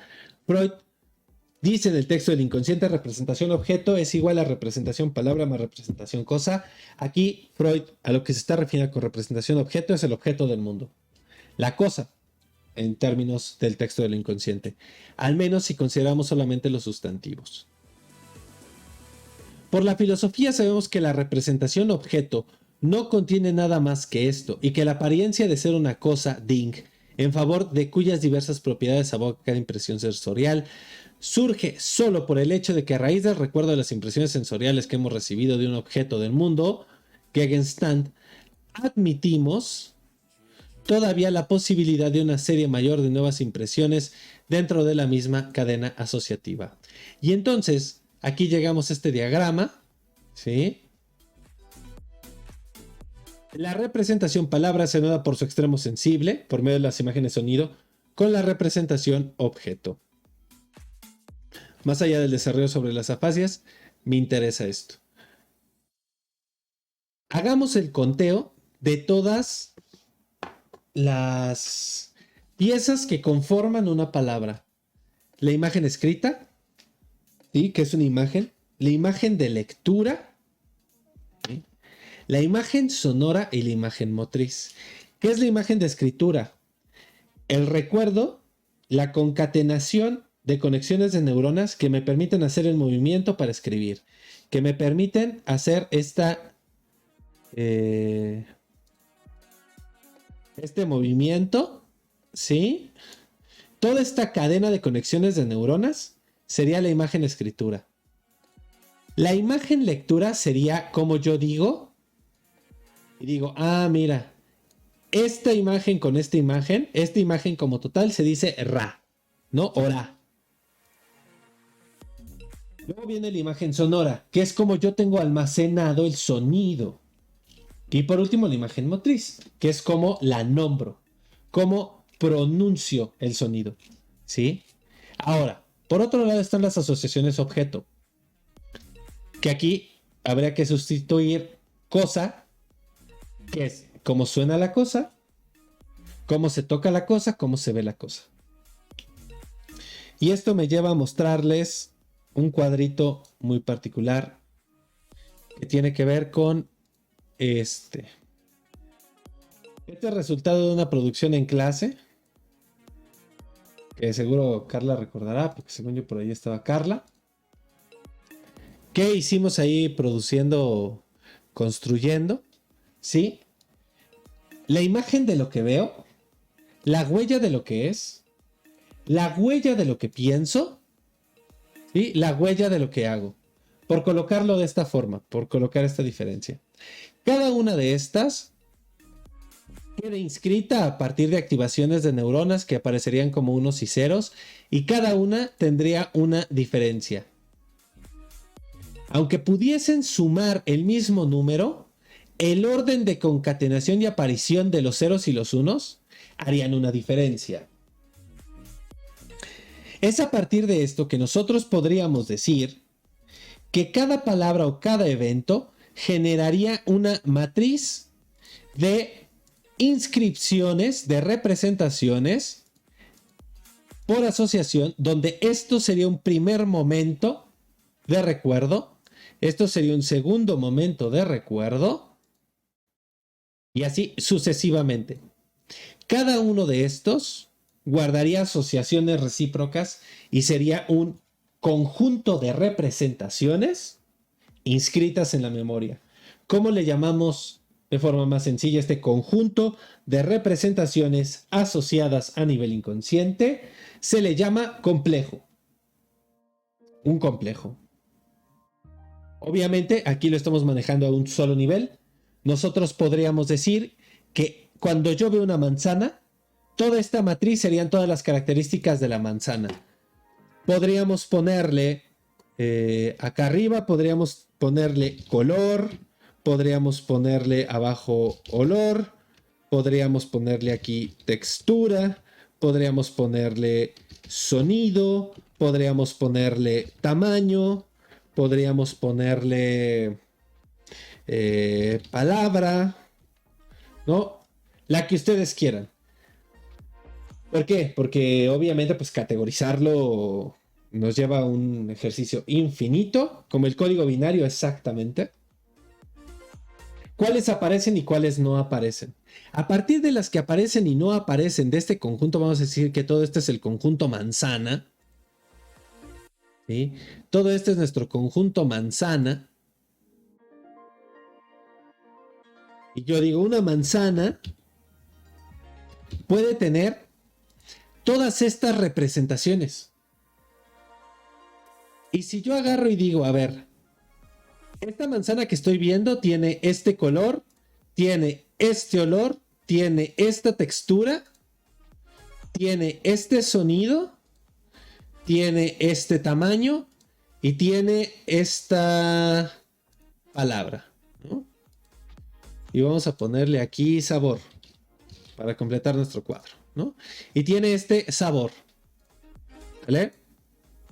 ¿Cómo es que estas se activaron? Ah, pues porque a partir de un ejercicio de sincronización de la cadena se fue ubicando la percepción que entraba y con cuál hacía identidad, ¿sí? Porque esto es memoria. Otra cosa es lo que entra por la memoria y entonces va tomando una imagen, ¿sí? Si nosotros tomamos nuestra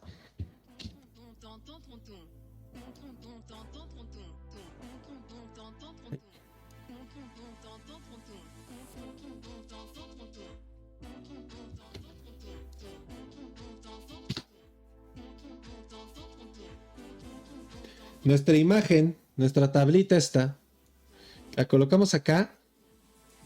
Diríamos que la pulsión entró por esta, después seleccionó y activó esta, seleccionó y activó esta, seleccionó y activó esta, seleccionó y activó esta, seleccionó y activó esta, seleccionó y activó esta y salió por acá. Y este sería el de curso, ¿sí? De criterio de identidad para entender lo que estoy leyendo. Y esto ocurre a nivel inconsciente. Si esto ocurre a nivel inconsciente, lo siguiente que tendríamos que pensar es que la representación que entra, y esto es un poquito más complicado, así que lo voy a acercar. Cada una de esas representaciones que está aquí, que acá colocamos como manzana, tendría un monto de cantidad a partir del cual tendría que presentarse y sería lo que definiría lo que es. ¿Sí? Por eso es que aquí ven toda esta gran cantidad de numeritos.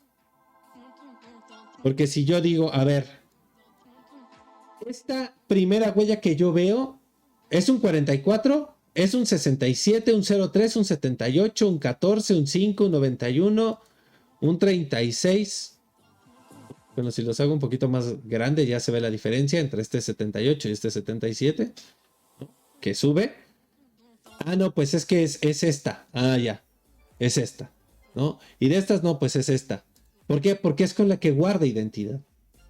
¿Y? ¿Por qué lo pongo como números?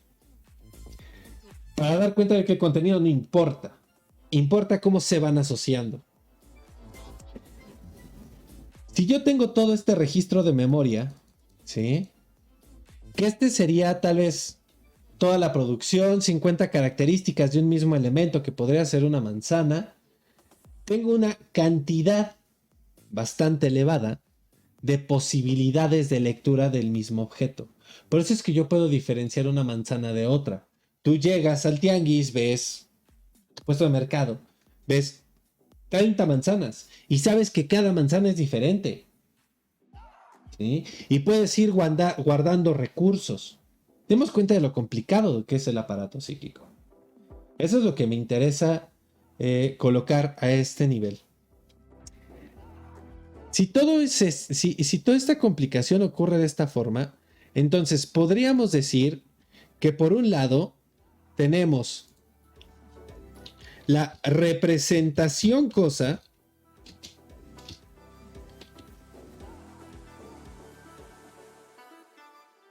por otro lado tenemos la representación palabra,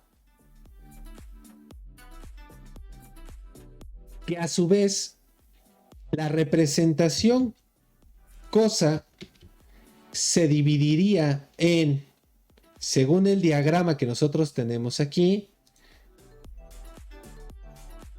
en distintos elementos perceptuales. Vamos a poner los 5 sentidos, ¿no? Visión, tacto, olor,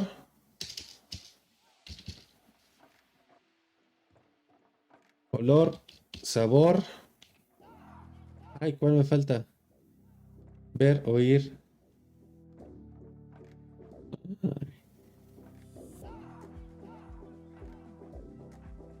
Sonido, ¿no?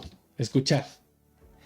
Entonces, todas estas son las representaciones cosa.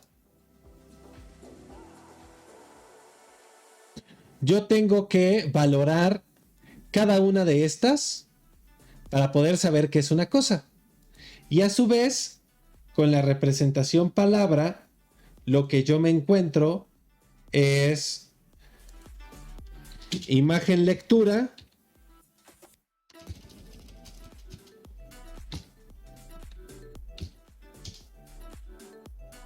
imagen lectura, imagen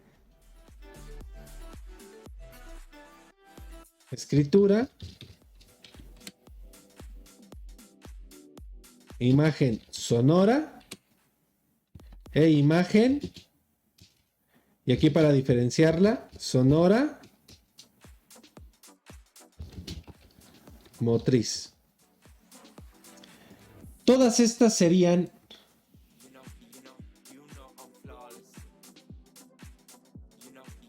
representación es palabra.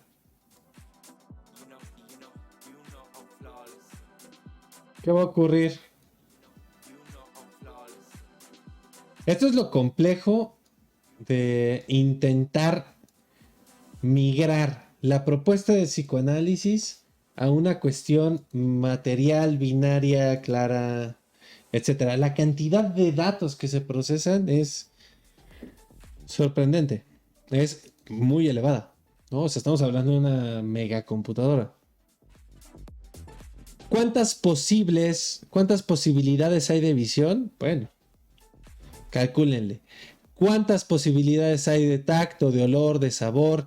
Porque aquí de visión tendríamos que agregarle todavía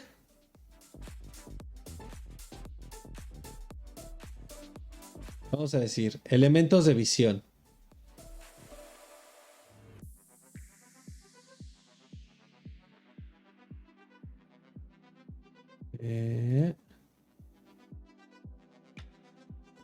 ¿Qué es lo que contempla la visión? Luz, sombra, color, profundidad, bordes, entre otros, ¿no? Entonces, vamos a decir que la visión son todos estos.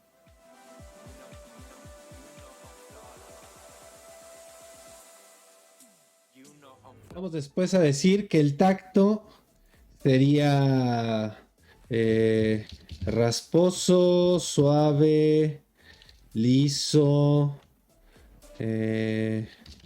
puntiagudo.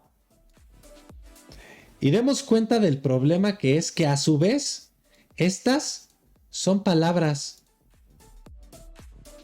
¿Me explico? Entonces tenemos este conjunto,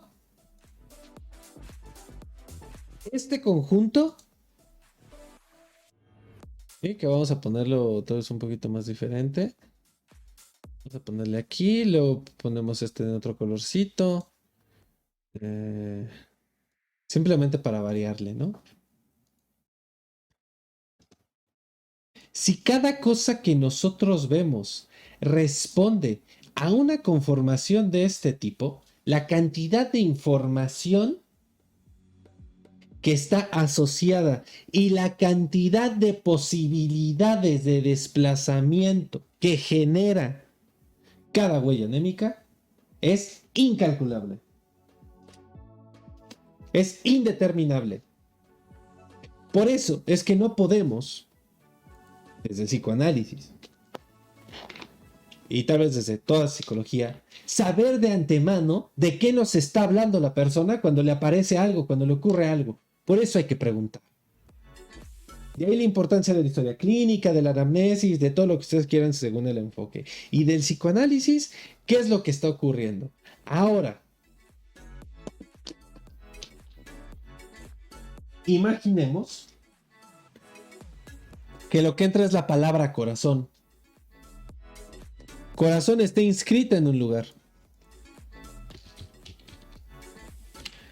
Y corazón está a su vez asociada con otra palabra que es sentimientos.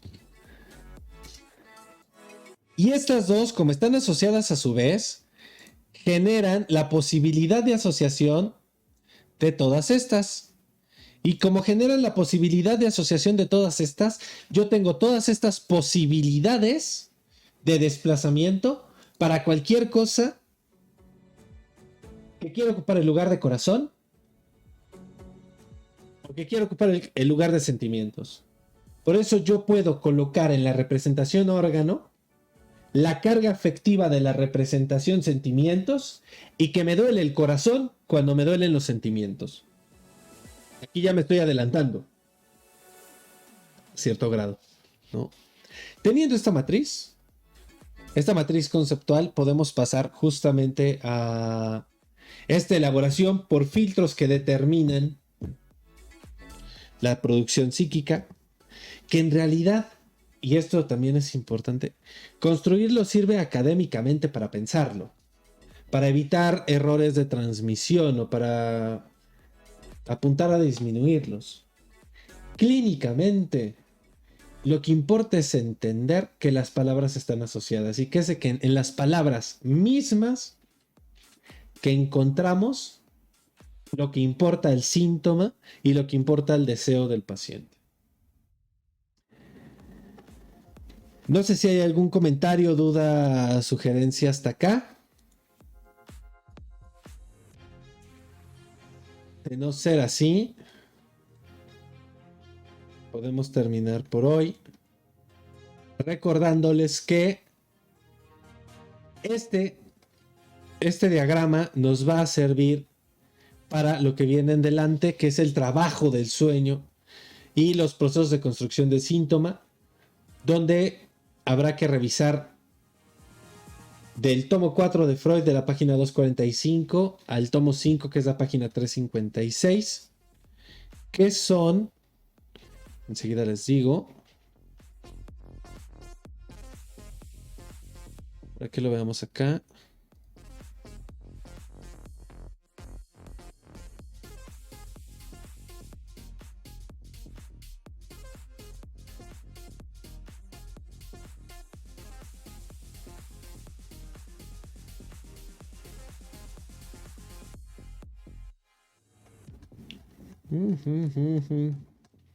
Sube, sube. Ahí está.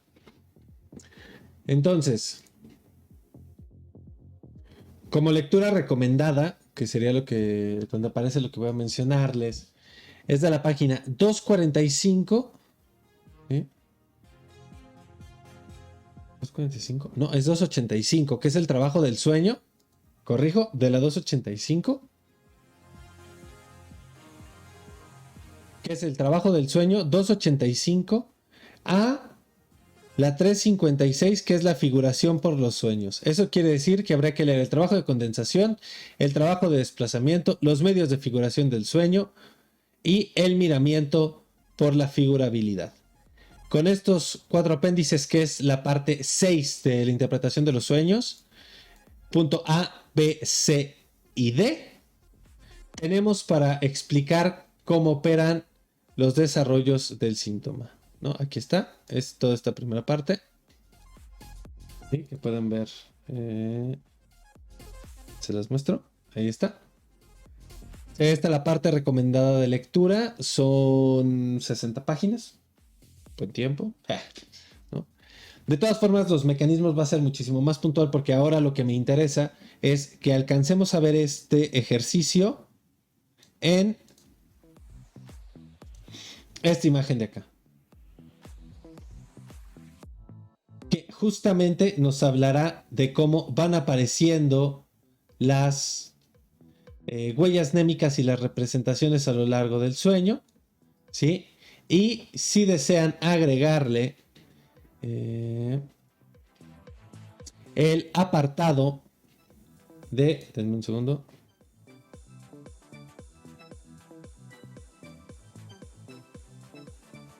de la regresión, que ya está acá, que es de la 527 a la 543, y acerca del cumplimiento del deseo, estos dos, estaría excelente. De todas formas los voy a tocar, pero para que estén al tanto de.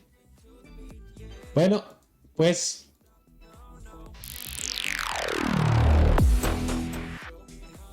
por hoy eso es todo. Muchas gracias por acompañarnos. Todos, porque es un trabajo colectivo, y nos encontramos el próximo viernes. Que tengan buena noche, pórtense como quieran, cuídense bien. Hasta el miércoles. Suerte a todos.